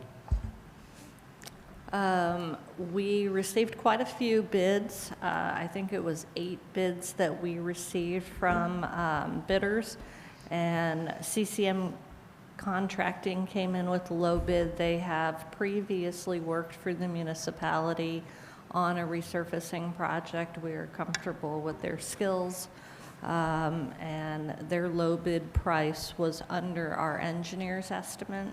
So we were happy to see that, especially as we've talked about tonight in light of the price of oil and gasoline these days. So that's it. David. Yeah, just a question. Is this all of the road work that's essentially going to be done in the municipality this year, or might there be other work under separate contracts? Yes, there's work under separate contracts. We will be looking to put out to bid a project on Harrison Street, as well as on Terhune. Terhune is mainly a pedestrian project, but we are going to put in an alternate bid in that package to resurface the roadway and build some traffic calming into that. So yes, that's what we're planning to do. There's DPW work that's also planned as part of this bid package.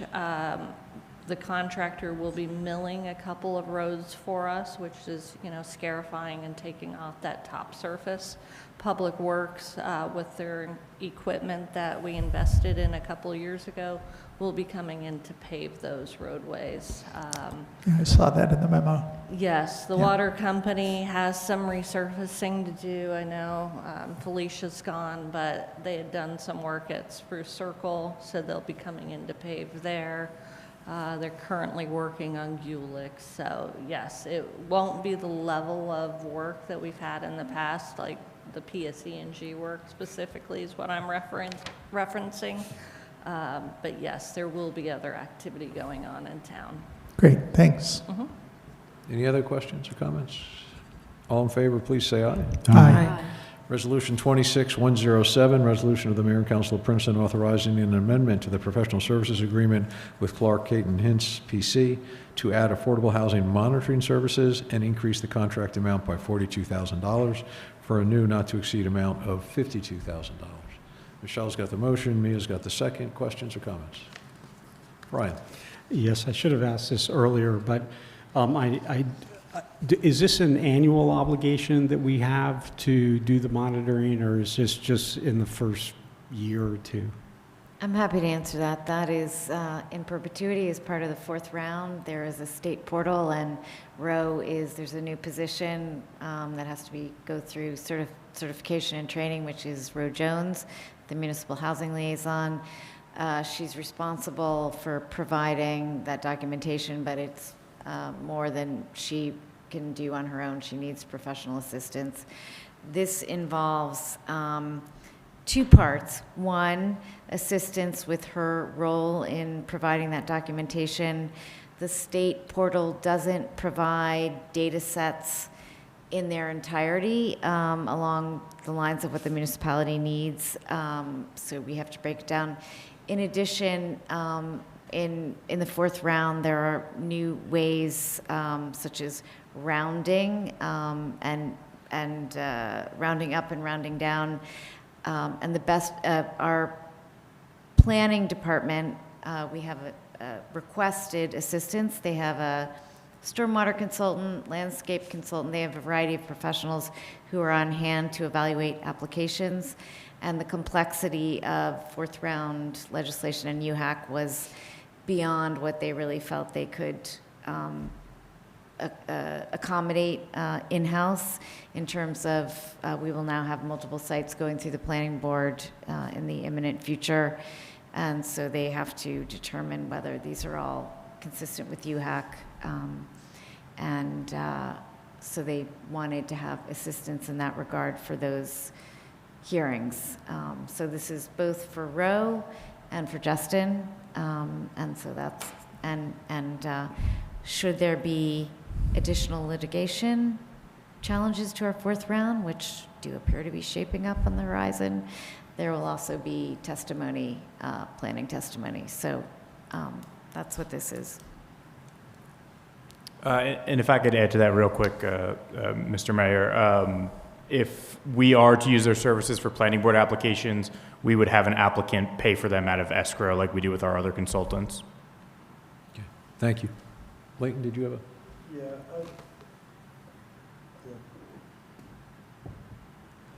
Thanks, Mayor. I had a conversation with both Justin and Roe today, and I understand that this could be a heavy lift, and I think we know that this litigation, as we were just talking about, could get out of hand. And I just want to bring my colleagues' attention to wordage and language and the narrative and the proposal that's been given. And it reads as follows. After they're asking for a budget of $42,000 in fees and reimbursement is recommended for 2026, since many factors are unknown and there may be influences beyond Princeton's internal team that may require additional effort on our behalf, we cannot fully understand all the time that will be required. Therefore, this suggested budget may need to be supplemented in the future based on circumstances. What circumstances? How much The will it be adjusted? circumstances of how many people are going to sue the town to challenge their fourth round plan. That's what they meant. I think when this came in, it was not clear what sort of litigation would be forthcoming. We have more clarity on that point. So that's sort of what they mean. Okay, I would be on the lookout for increases next year, and I would be very careful as to what these increases might look like, because quite frankly, I'm not comfortable approving a contract that jumps from $10,000 to $52,000 without a clear understanding of what we're actually buying. Monitoring services sounds good, but what are the specific deliverables? What are the measurable outcomes, and how are we holding this accountable? Especially when the proposal itself says costs may increase due to unknowns, because that's exactly how these things quietly get away from us. Thank you. Yeah, no, Leighton, thanks for pointing that out. I talked to Roe Jones, our head of human services also. She felt that the number was likely to be adequate, but I mean, the entity making the proposal has said that. I'm just making the point that we need to be fiscally accountable, and we need to do a better job all around. Yep. Thank you. That's a point well taken. Well, we could always, do we want to remove it? Do you want to remove it, Leighton? Do we want to remove it? We could table it and. As I said, I talked to both Justin and Roe today, and I'm satisfied that this is something that we need. But I think I have made my point very clear. Have I not, council members? Did y'all understand what I was trying to say? Thank you. Everybody on board?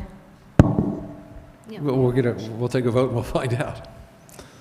Wait, But there's a motion to move it. David's raising his hand. Anyway, David. Yeah, I just wanted to point out that, or reiterate Justin's comment that a fair chunk of this could be paid by escrow funds that would be submitted by the applicants, any portion of it that relates to assessing planning board applications. So as we did with another resolution earlier this evening, we approved $105,000 for Muller Bailey because that was going to be paid entirely out of escrow. So it's something we have to do to approve the spending, but we get reimbursed for it.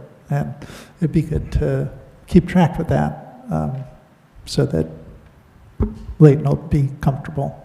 Yeah. Yeah, I guess, we just approved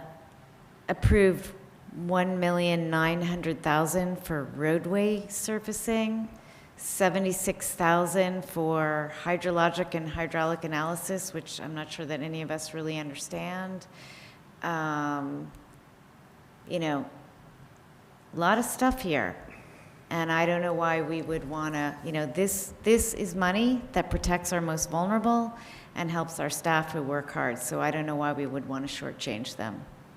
I don't think anybody's trying to shortchange anybody, and we all have the right and the obligation to question anything that we might have a concern about. So we should allow that, and it shouldn't be a big deal. Yeah, We should all. I totally agree. I just, it seems the questions always seem to come for our most vulnerable and not for the roads or the trucks or the infrastructure and, I think that's a very unfair statement. And if I may, Mayor, the point is we approve all kinds of things here with millions of dollars. It's not the $10,000 and the $45,000. It's not that it's a small amount, because it is. That's insignificant. It is the process, and that's why I took the time to read the damn proposal, because the proposal speaks for itself. Yeah. All right. I'm going to ask that we vote on this unless anybody feels an urgent need to make another comment that hasn't been made. Okay. All right. All in favor, please say aye. Aye. Thank you. Resolution 26108, resolution of the Mayor and Council of Princeton authorizing an amendment to the professional services agreement with Catholic Charities Diocese of Trenton for behavioral health and community services to add emergency housing services and increase the contract amount by $25,000 for a new not-to-exceed amount of $81,169.08. Leticia has the motion. Brian has the second. Questions or comments? All right, seeing none, all in favor, please say aye. Aye.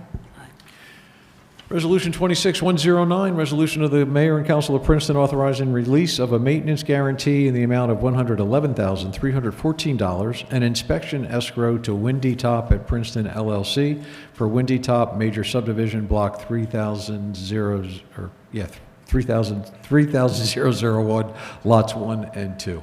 If someone would move that, thank you, David. Is there a second? Thank you, Michelle. And this, Deanna, basically, they've done everything they need to do, and there's no reason for us to think we need to hold money any longer. Yes, correct. Okay. Actually, I wasn't sure whether to address that to you or to Justin, but hopefully I made the right call there. Thank you. All right, any questions or comments? All in favor, please say aye. Aye. Resolution 26110, resolution of the Mayor and Council of Princeton authorizing a final change order in the amount of negative $124,025.82 and authorizing a final payment of $212,503.64, resulting in a final contract amount of $3,565,087.31 and the release of performance bond for Phase 3 roadway improvements to Witherspoon Street project to Earl Asphalt Company and acceptance of a maintenance bond in the amount of $534,763.10. Thank you, Michelle. Thank you, Brian. Questions or comments? Mia. So now we're talking some real money, $500,000. There's a lot of numbers here. Can we have some explanation? when you add and you deduct and then you, what are we ending up with? Can you give some explanation? You're saving $124,000 on a contract which had a bid price of $3,689,000, $113.13. So the overall project cost is reduced by that $124,000 to just over $3.5 million. And this project has funding through the state municipal aid program as well as an earmark. So we will be getting reimbursement from those entities as well. And I don't have the amount, but I can share that with you later. So what does that leave us with in total? How much are we out once we get reimbursed? I'd have to double check the amount. I think the earmark was $750,000, but it was for phase 2 and phase 3. And our state aid, I think, was generally in the range of about $700,000. I think so. Yes. So about a third of the cost. Right.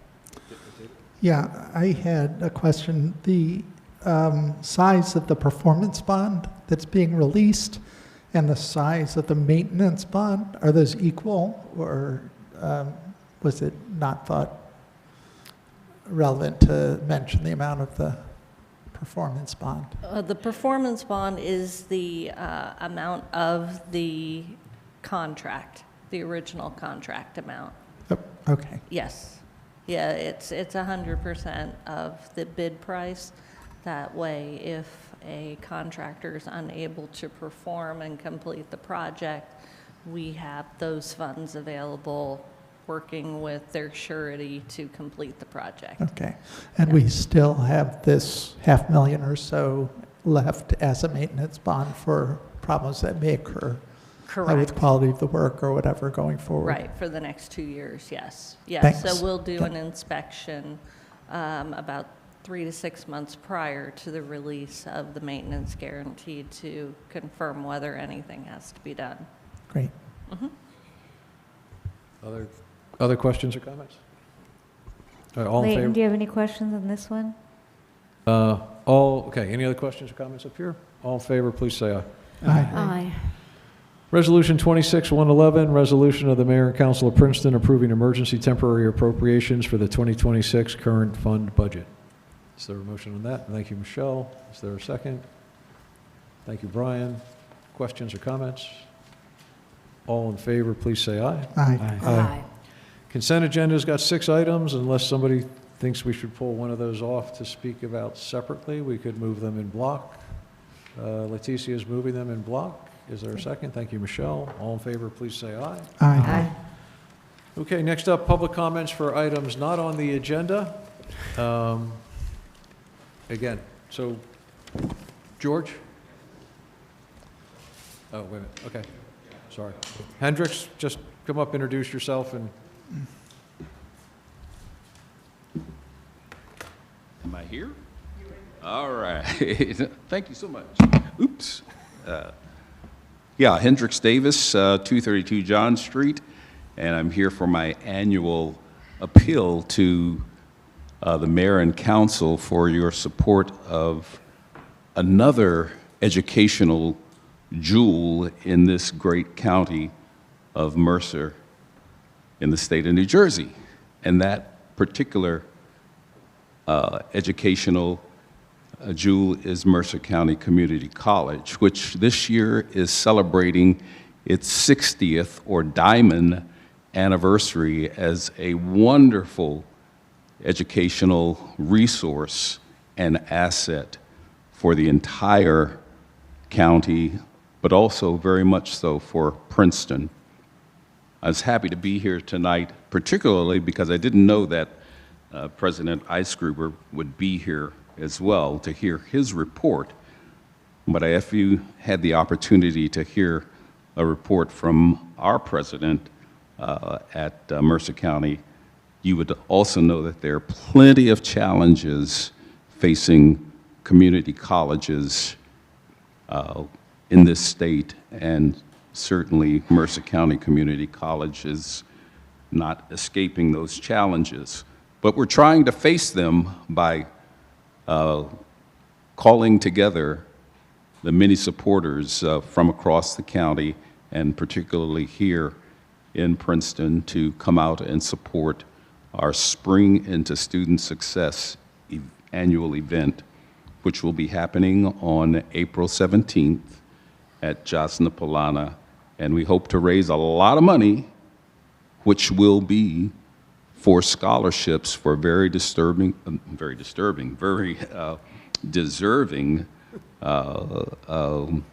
students here. So I have invitations produced by the great resources at Mercer County Community College for each of the council members and mayor that I'd like you to take into consideration.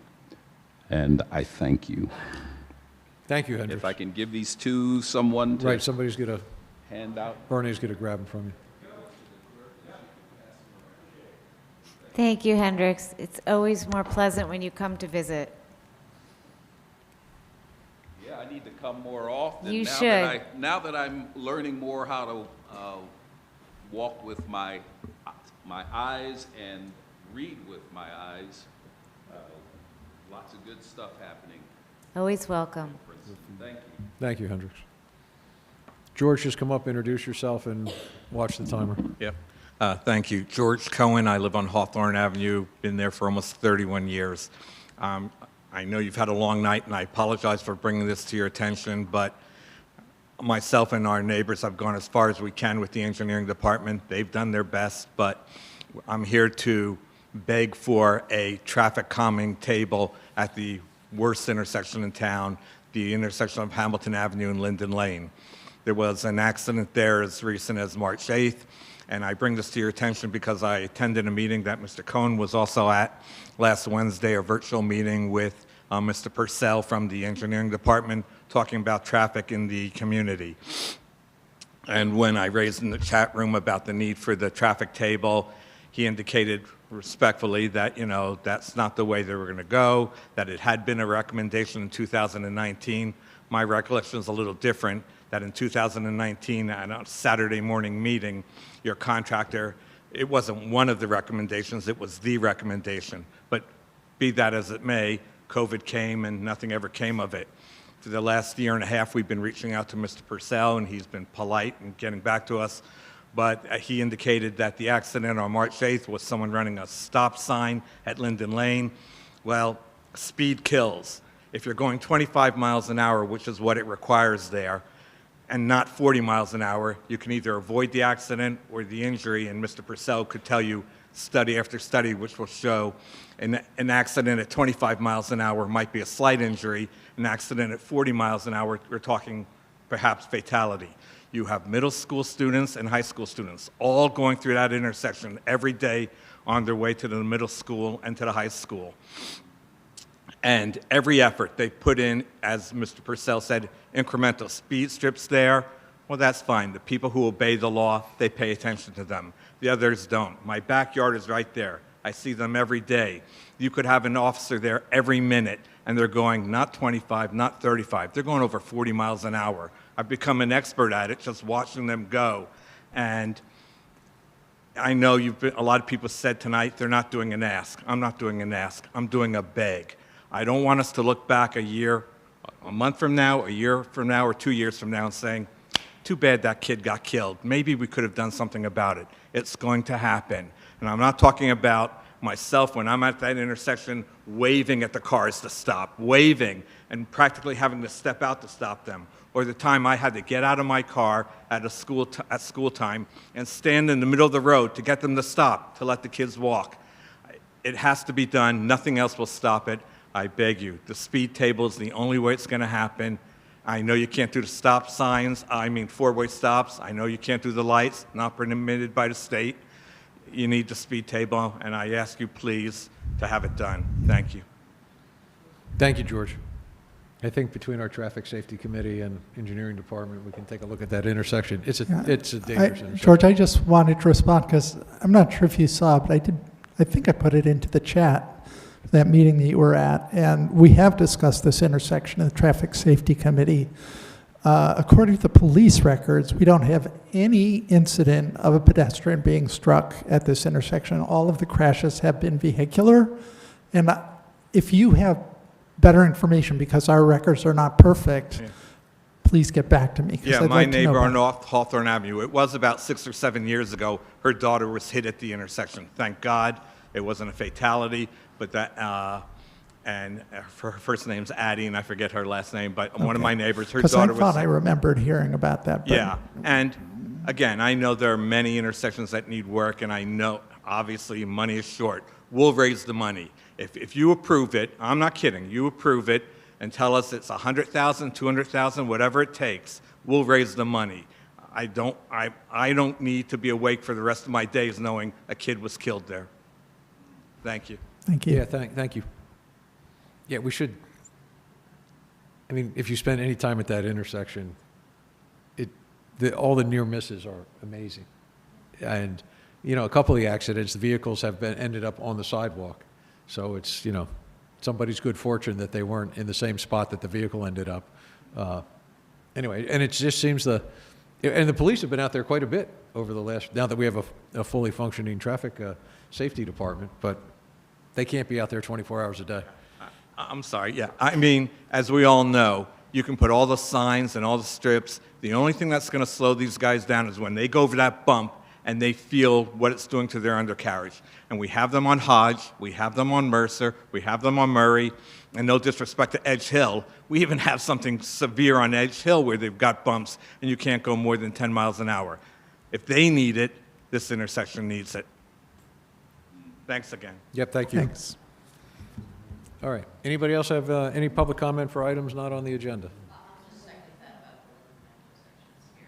So noted. I'm not going there again. I'm not going there again. All right. A motion to adjourn is in order. Thank you, David. Is there a second? Thank you, Leighton. All in favor, say aye. Aye. We are done. Have a good night. Ta-ta.